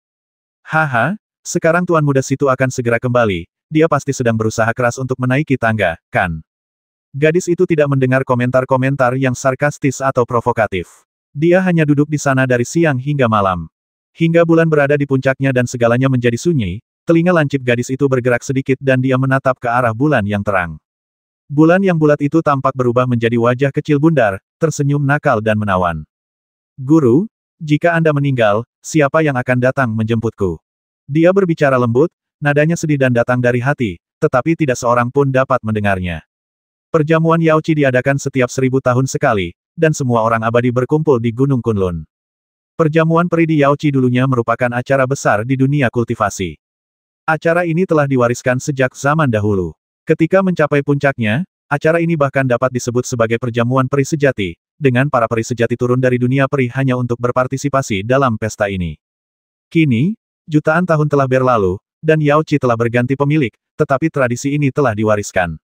Setiap 1000 tahun sekali, ketika buah persik telah matang, Yaoqi akan mengirimkan undangan untuk mengundang semua kekuatan supernatural besar untuk datang ke perjamuan dan menyaksikan kelahiran generasi baru Situ dari Istana Fuyao sebagai tanda penghormatan. Dalam beberapa bulan, anggur berkualitas tinggi dan makanan lezat yang tak terhitung jumlahnya diangkut ke tempat suci Yaoqi di Gunung Kunlun seperti air. Selain itu, Banyak biksu tua dengan status dan kultivasi yang luar biasa menerobos penghalang, menerima undangan dari Yao Qi, dan bersiap untuk menghadiri perjamuan. Salah satu alasan utama yang menarik begitu banyak orang kuat untuk bergegas ke Yao Qi adalah buah persik. Di tanah suci Yao Qi, harta karun kelas 1 adalah buah persik legendaris. Konon buah ini telah diwariskan dari zaman dahulu kala dan termasuk dalam Yao Qi kuno. Ada 3 jenis buah ini. Jenis terburuk matang sekali setiap 1000 tahun. Setelah memakannya, seseorang dapat memperoleh pencerahan ke jalan keabadian. Jenis tengah matang sekali setiap 3000 tahun. Konon setelah memakannya, seseorang dapat memperpanjang umur dan bahkan meningkatkan peluang untuk berhasil mengatasi kesengsaraan. Jenis yang lebih tinggi matang sekali setiap 9000 tahun dan memiliki urat berwarna ungu dan inti yang halus. Setelah memakannya, seseorang dapat hidup sepanjang langit dan bumi, dan setua matahari dan bulan. Itu dianggap sebagai harta karun langka dan yang terbaik di alam semesta. Hanya saja Yao Qi telah mengalami bencana beberapa kali, dan kemudian, seluruh klan Yao Qi kuno pindah ke negeri dongeng. Di Yao Qi saat ini, tidak ada lagi buah persik yang dikatakan membuat seseorang hidup sepanjang langit dan bumi, dan sepanjang matahari dan bulan. Namun, 2 jenis buah persik lainnya juga sangat menarik. Belum lagi betapa menggodanya buah persik yang dapat memperpanjang hidup dan bahkan meningkatkan peluang selamat dari bencana bagi para kultivator yang akan mati atau yang telah berpikir keras sepanjang hari tentang bagaimana bertahan hidup dari bencana guntur. Hanya jenis yang terburuk, buah persik yang matang sekali 1000 tahun, memiliki godaan yang tak terlukiskan bagi para kultivator muda yang berada di saat kritis latihan mereka. Mereka lebih bermanfaat daripada ramuan apapun. Terus terang, alasan mengapa Istana Fuyao dapat memiliki status seperti itu di Shenzhou tidak dapat dipisahkan dari rahasia buah persik. Namun, tidak mudah bagi praktisi awam untuk memakan buah persik. Atau, seseorang mungkin telah menerima undangan dari Yao Qi dan bergegas ke perjamuan peri Yao Qi. Tetapi kecuali seseorang adalah pemimpin sekte besar atau sesepuh tertinggi, seseorang bahkan tidak dapat mendaki Gunung Kunlun. Atau, seseorang mungkin memiliki status khusus dan salah satu sesepuhnya diundang, jadi dia juga dibawa ke sini. Mungkin dia bisa mendapatkan 1 atau 2 pil, yang akan menjadi peluang besar untuk kultivasinya. Atau, mereka dapat berpartisipasi dalam pertemuan peri seni bela diri Tianjiao yang diadakan bersamaan dengan perjamuan peri Yao Qi. Apa yang disebut penampilan Tianjiao sebagai seorang abadi sebenarnya adalah kompetisi yang diadakan oleh Yao Qi. Setiap 1000 tahun sekali, Yao Qi akan mengundang orang-orang berbakat dengan rentang hidup kurang dari 300 tahun untuk melakukan seni bela diri di depan semua kultivator yang diundang ke Yao Qi. Siapapun yang bisa menonjol tidak hanya akan mendapatkan ketenaran besar, tetapi juga menerima harta langka yang tak terhitung jumlahnya termasuk buah persik. Ini benar-benar kesempatan terbesar di Shenzhou selain peti mati misterius. Ini adalah tradisi kuno Yao Qi, dan semua orang di dunia mengetahuinya. Ketika dia berada di Sekte King Yun, Master Sekte Chen Xuanhua telah mendengar tentang aturan ini, jadi dia meminta Fang Xing dan murid-murid lainnya untuk melakukan seni bela diri untuk bersaing demi menyenangkan Xuan Xiniang. Pertunjukan bela diri Yao Qi tahun ini bahkan lebih dinantikan, dan banyak sekali orang yang ingin mencobanya. Alasan utamanya adalah karena ada rumor bahwa putri kecil Yao Qi telah mencapai usia untuk memilih seorang suami, dan para tetua Yao Qi bermaksud memanfaatkan pertunjukan bela diri ini untuk memilihkan seorang suami yang baik bagi putri kecil Yao Qi. Belum lagi putri kecil Yao Qi dikabarkan sebagai gadis tercantik di wilayah tengah Shenzhou. Hanya saja identitasnya itu luar biasa. Begitu dia menikah, berapa besar mas kawinnya? Dengan kata lain, alih-alih menikahinya di rumah, dia akan dibawa langsung ke Yao Qi, yang berarti dia akan diikat ke Istana Fuyao. Status ini benar-benar dapat dianggap sebagai lompatan maju, dan dia akan naik ke puncak dalam sekejap. Tentu saja, meski begitu, tidak banyak praktisi awam yang mempunyai gagasan ini. Alasan utamanya adalah karena kali ini mereka datang di saat yang tidak menguntungkan. Berita telah menyebar dari Yao Qi bahwa 100 murid yang direkrut oleh orang suci ke kuil Tao akan diberikan perlakuan khusus dan berkesempatan untuk menghadiri perjamuan persik. Beberapa dari mereka bahkan akan secara pribadi berpartisipasi dalam pertemuan peri seni bela diri untuk menunjukkan hasil latihan mereka selama lebih dari setahun dengan orang suci tersebut. Orang-orang ini awalnya adalah para jenius dari semua sisi, dan dengan kesempatan peti mati misterius dan bimbingan orang suci tersebut, kekuatan mereka meningkat pesat. Bagaimana mungkin para kultivator biasa dapat dibandingkan dengan mereka? Untungnya, kontes peri dewa bela diri diadakan untuk alam pergerakan spiritual, alam pembentukan fondasi, alam inti emas, dan alam transendensi kesengsaraan, dan para jenius di berbagai dojo semuanya berada di alam inti emas. Selain satu kesempatan ini, masih ada 3 kesempatan untuk dipilih. Pertemuan peri Yao Qi telah dijadwalkan akan diadakan pada festival ke-19, tanggal 9 September. Masih ada waktu sebulan lagi sebelum hari itu. Para biksu tua yang telah diundang dan biksu muda yang baru saja kembali dari berbagai kuil dan mengunjungi keluarga mereka telah mulai berbondong-bondong ke Yaochi. Dilihat dari keberuntungannya, seolah-olah keberuntungan langit dan bumi telah berkumpul di Yaochi, seperti semut, berbondong-bondong ke Gunung Kunlun di wilayah barat Tiongkok dengan cara yang dahsyat. Istana Fuyao terletak di wilayah tengah Senzu, sementara Yaochi terletak di Gunung Kunlun di wilayah barat. Dikatakan bahwa tempat ini memiliki urat spiritual terbesar di benua Tianyuan. Karena merupakan yang terbesar, tempat ini juga disebut sebagai Nadi Naga. Tanah suci Yaochi kebetulan terletak di mata urat naga ini, jadi tempat ini sangat indah dan merupakan negeri dongeng yang luar biasa. Gunung Kunlun terkenal dengan keagungannya yang tak terbatas. Gunung ini menghadap Gunung Fengchan dari jauh dan dianggap sebagai dua gunung suci utama Senzu. Kedua ujung nadi naga dipaku dengan kuat. Dari kaki gunung, sebuah tangga giok putih kecil berkelok-kelok dan mengarah langsung ke puncak gunung tempat awan-awan begitu tebal sehingga tidak seorang pun tahu di mana. Untuk menunjukkan rasa hormat mereka kepada Yaochi, sebagian besar kultivator menekan awan di kaki gunung dan menaiki tangga. Dari langit, orang-orang yang berjalan di tangga batu giok putih membentuk garis hitam, seperti semut, dan di kaki gunung, sejumlah besar orang berkumpul, semua menunggu untuk naik gunung. Selain itu, banyak orang berkumpul di kaki gunung. Alasan utamanya adalah bahwa meskipun pertemuan peri Yaochi ini diadakan 70 tahun sebelumnya, itu adalah yang terbesar dalam hampir 10.000 tahun.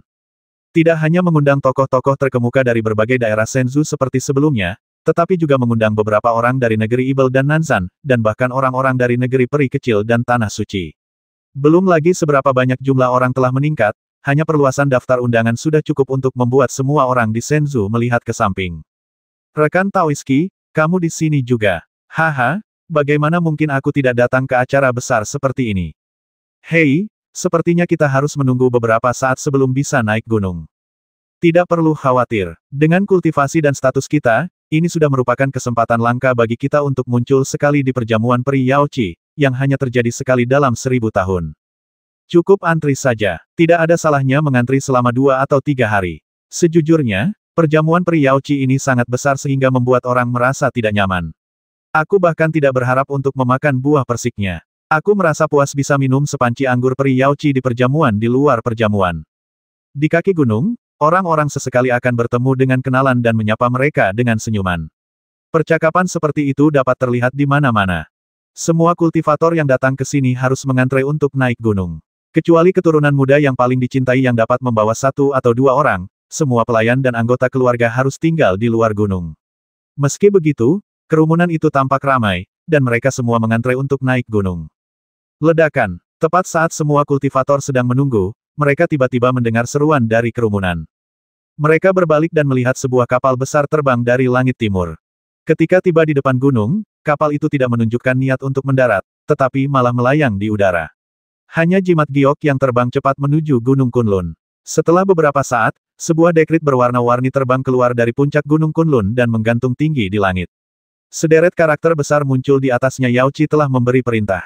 Murid-murid suci tidak perlu bersikap formal. Terbang langsung ke atas gunung. Setelah melihat dekrit itu, sebuah suara keluar dari perahu. Terima kasih, peri Yaochi. Setelah itu, perahu Dharma bergemuruh dan terbang lurus ke atas gunung. Dibandingkan dengan para biksu yang berjalan di bawah, perbedaan status dan perlakuan terlihat jelas.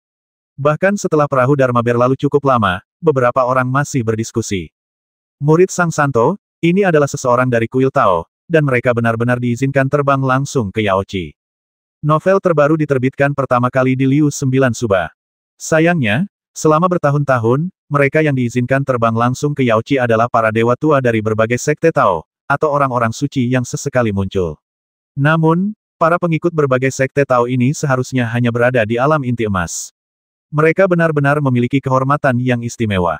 Betapa hormatnya mereka. Oh, mereka sedang menanggung malapetaka besar di langit dan bumi, maka tidak berlebihan jika mereka mendapat kehormatan seperti itu. Sementara para kultivator di bawah sedang berdiskusi, beberapa orang duduk bersila di perahu Dharma yang terbang ke puncak Danau Yaochi. Ekspresi mereka dingin seolah-olah mereka siap membasmi seseorang. Suasananya sangat menyedihkan. Setelah waktu yang lama, seekor burung gagak dengan bulu emas di perahu Dharma tiba-tiba merendahkan suaranya dan berkata dengan suara muram, hehe, Anda tidak hanya mengundang kami anak-anak muda untuk berpartisipasi dalam pesta Yaochi, tetapi Anda juga mengizinkan kami untuk terbang langsung ke Danau Yaochi. Kehormatan ini benar-benar langka. Anda memberi kami cukup muka. Ketika dia berbicara, tatapan matanya perlahan berubah dingin, dan dia menggertakkan giginya. Tapi, di saat kritis ini, di manakah saudaraku? Kami berpura-pura menjadi ular bersama mereka, mengambil harta karun Gunung Baiduan dan membaginya dengan semua sekte. Salah satu syaratnya adalah memperlakukan Bos Fang dengan baik. Namun, setelah hanya 1 tahun berlatih dengan orang suci itu, kami mendengar tentang masalah ini ketika kami kembali. Keluarga Yuan apa, 7 sekte apa, masalah ini terlalu tidak baik. Bos Fang sangat baik sebelumnya, tetapi jika kita tidak melakukan sesuatu sekarang, bagaimana kita bisa menghilangkan perasaan buruk ini? Orang yang berbicara adalah seorang pria muda dengan wajah seperti hantu. Dia tampak agak jelek, tetapi matanya sangat jernih. Sulit untuk menahan amarah, jadi kita harus melampiaskannya, tetapi kita juga harus membicarakan cara melampiaskannya. Orang yang berbicara itu mengenakan jubah merah cerah, memiliki ekspresi tenang, dan secantik hantu perempuan. Mudah. Di samping hantu perempuan itu, seorang lelaki berjubah hijau berbicara dengan acuh tak acuh, menahan kata-katanya dari 7 sekte besar, berikan satu kepada kalian masing-masing. Pertemuan Pri Yaoci akan segera dimulai, dan semua sekte akan pergi ke Kunlun bersama-sama. Namun, karena peristiwa ini, sekte-sekte besar ini, yang biasanya saling berhadapan dari jauh dan terpisah ribuan mil, mulai menunjukkan status mereka. Di pegunungan Kunlun, ribuan mil jauhnya dari Yaoci, ada hutan puncak. Ada banyak puncak aneh di sini, difumigasi oleh energi spiritual, dan ada bunga dan tanaman eksotis, dan tanah yang diberkati.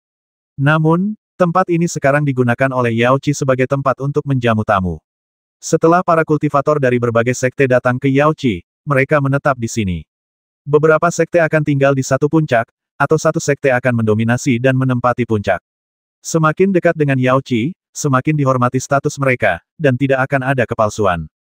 Sekarang, gunung yang paling dihormati secara alami ditempati oleh 8 keluarga besar di wilayah tengah Shenzhou dan sekte Tao lainnya yang menghadiri pertemuan tersebut. Setiap keluarga memiliki puncak dan pindah ke istana di puncak tersebut, yang sangat mewah dan luar biasa. Dan di hutan puncak ini, ada 2 tempat yang menarik perhatian. Salah satunya adalah sekte Gunung Salju Besar yang berasal dari Nanzan, dan yang lainnya adalah sekte Taigu Dao yang berasal dari negeri Ibel. Kedua sekte ini, karena hubungan antara kaum muda mereka dan kesempatan Gunung Baiduan, menjadi semakin terkenal, dan tidak kalah dari 8 keluarga besar di wilayah tengah dan sekte Tao teratas lainnya. Sekelompok pemuda dari negeri Ibel, termasuk Gagak Emas Agung, datang ke sini bersama para murid dari Gunung Salju Agung. Mereka dipenuhi amarah terhadap berbagai sekte di Shenzhou karena kematian Fang Xing, dan mereka juga membenci istana Fuyao. Akan tetapi, mereka tetap datang tanpa bersuara, lalu menetap di puncak dan hutan Gunung Kunlun, dan tidak pernah muncul lagi. Akan tetapi, karena semakin banyak sekte Tao yang berbondong-bondong datang ke Yaoci untuk pertemuan tersebut, beberapa kenalan mulai mengadakan pertemuan peri kecil di puncak dan hutan Gunung Kunlun. Terus terang saja, itu hanyalah pertemuan teman lama yang sudah lama tidak bertemu untuk mengenang masa lalu.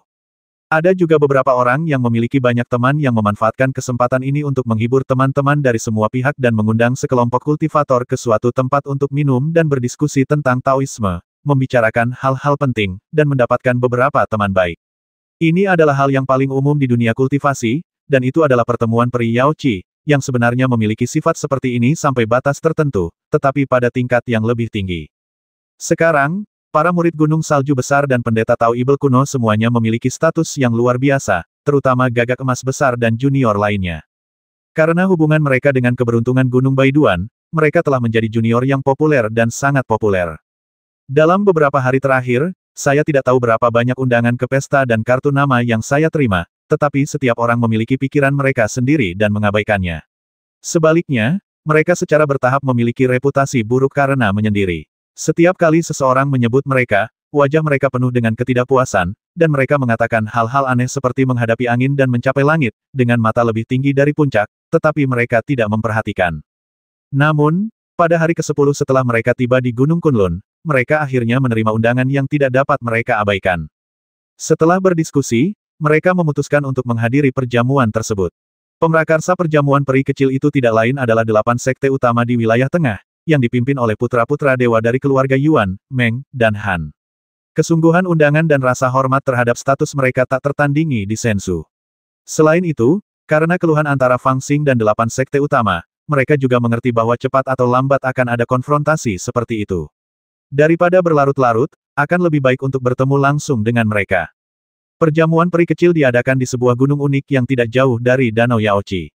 Dari kejauhan, orang bisa melihat sudut Danau Yaochi yang tampak seperti sepotong jasper. Pemandangannya sangat indah. Setelah memasuki puncak, orang bisa mendengar tawa dan celoteh yang datang dari puncak. Seseorang berbicara dengan keras, "Haha, saatnya perjamuan peri, dan seluruh dunia sedang merayakannya. Saya ingin tahu apakah Anda saudara-saudara tahu pernah mendengar bahwa di kaki Gunung Kunlun, bahkan binatang peri lahir. Beberapa hari yang lalu, seseorang benar-benar melihat kilin yang legendaris. Saya tidak tahu apakah itu kembali dari dunia luar dengan negeri peri kecil beberapa waktu lalu, atau apakah itu berlatih di suatu gunung yang dalam sebelumnya dan tertarik oleh aroma buah persik yang matang. Pada saat itu hanya menunjukkan satu sisi, tetapi itu menabrak bingkai peri keluarga Meng dan membasmi beberapa tetua. Kemudian, para master keluarga Meng mengejarnya, tetapi binatang peri itu telah melarikan diri tanpa jejak. Oh, aneh sekali. Kalau memang benar, aku bisa menangkapnya dan menggunakannya sebagai tunggangan. Pasti cocok sekali. Benar sekali. Setelah kita menyelesaikan masalah ini, mengapa kita tidak mencoba peruntungan kita? Haha, lupakan saja. Pangeran Fusu sudah mengambilnya. Keluarga Yuan sedang mencarinya di luar sana. Sayangnya, itu tidak mudah dilakukan. Saus itu sedang menyendiri dan tidak akan keluar sampai konferensi Yaochi. Sekarang tidak ada yang bisa menandingi Fusu. Tampaknya binatang kilin yang langka ini mungkin akan menjadi miliknya.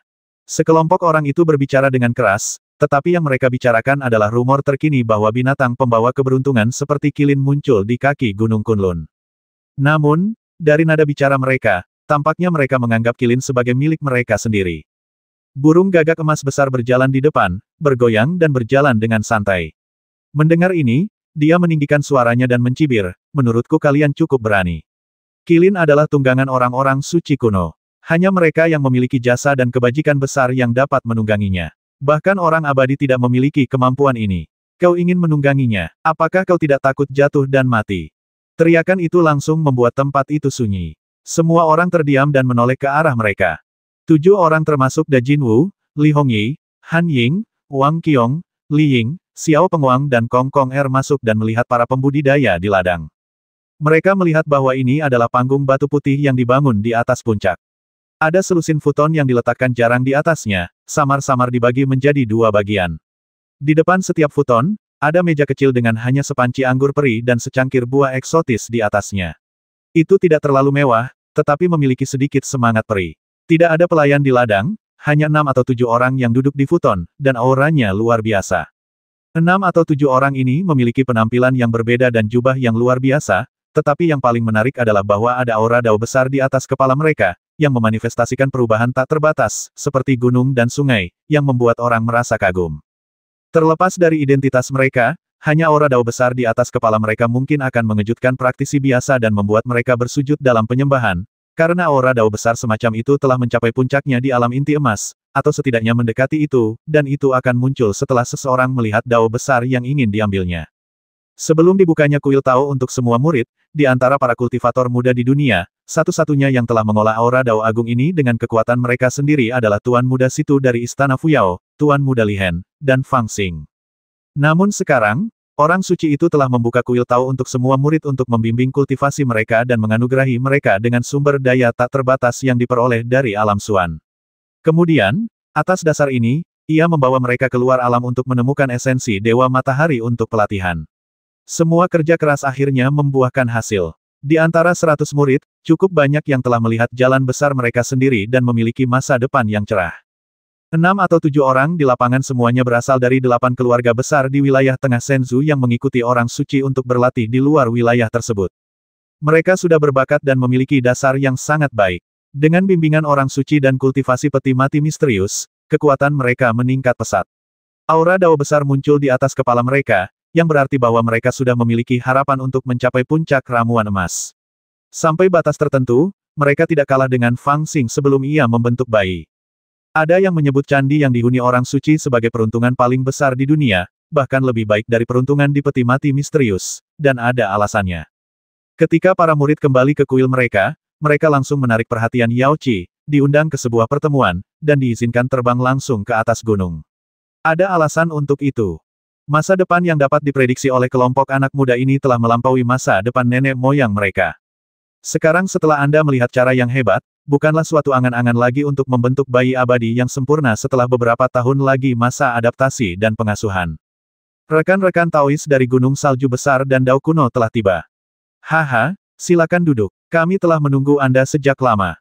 Melihat Da Jinwu dan yang lainnya masuk, seorang pemuda berjubah hitam kuno tertawa, melambaikan lengan bajunya, dan meminta Da Jinwu dan yang lainnya untuk duduk.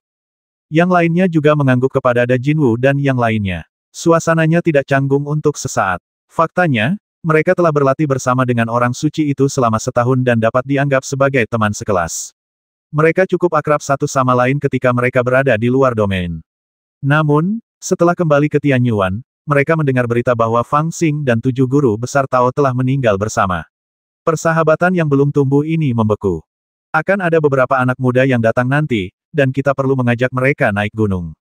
Kita tidak punya banyak waktu, jadi jangan bersikap sopan. Rekan-rekan Taois, katakan saja apapun yang ingin kalian katakan.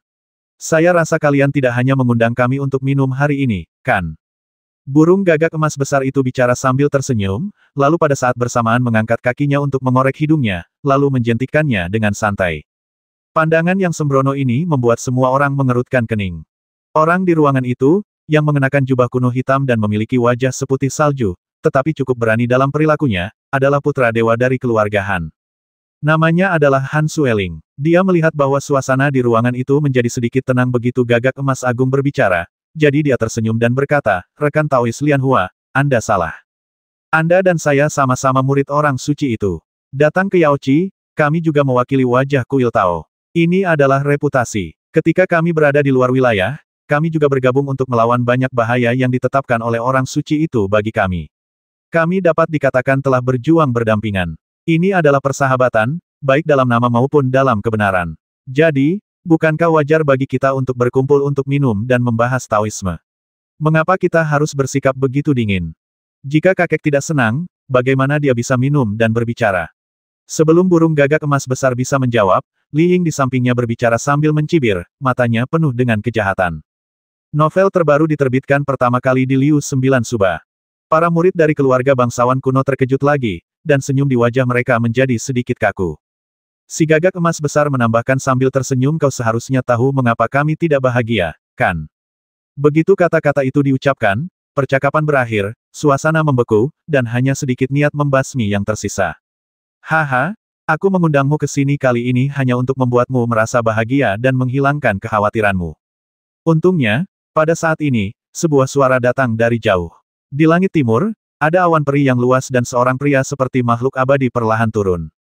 Haha, keluarga Yuan juga ada di sini. Great Golden Crow menoleh dengan sedikit jijik dan bergumam sambil mencibir, tetapi sebelum dia bisa menyelesaikan kata-katanya, dia tiba-tiba melihat ke arah itu dengan mata terbuka lebar. Matanya langsung menjadi terkejut dan bahkan ketakutan. Bukan hanya dia, tetapi juga 5 putra gunung salju besar di sekitarnya, serta orang-orang dari Dao kuno, dan bahkan putra-putra dari keluarga kuno, semuanya terkejut saat ini, menatap pendatang baru itu dengan heran. 960.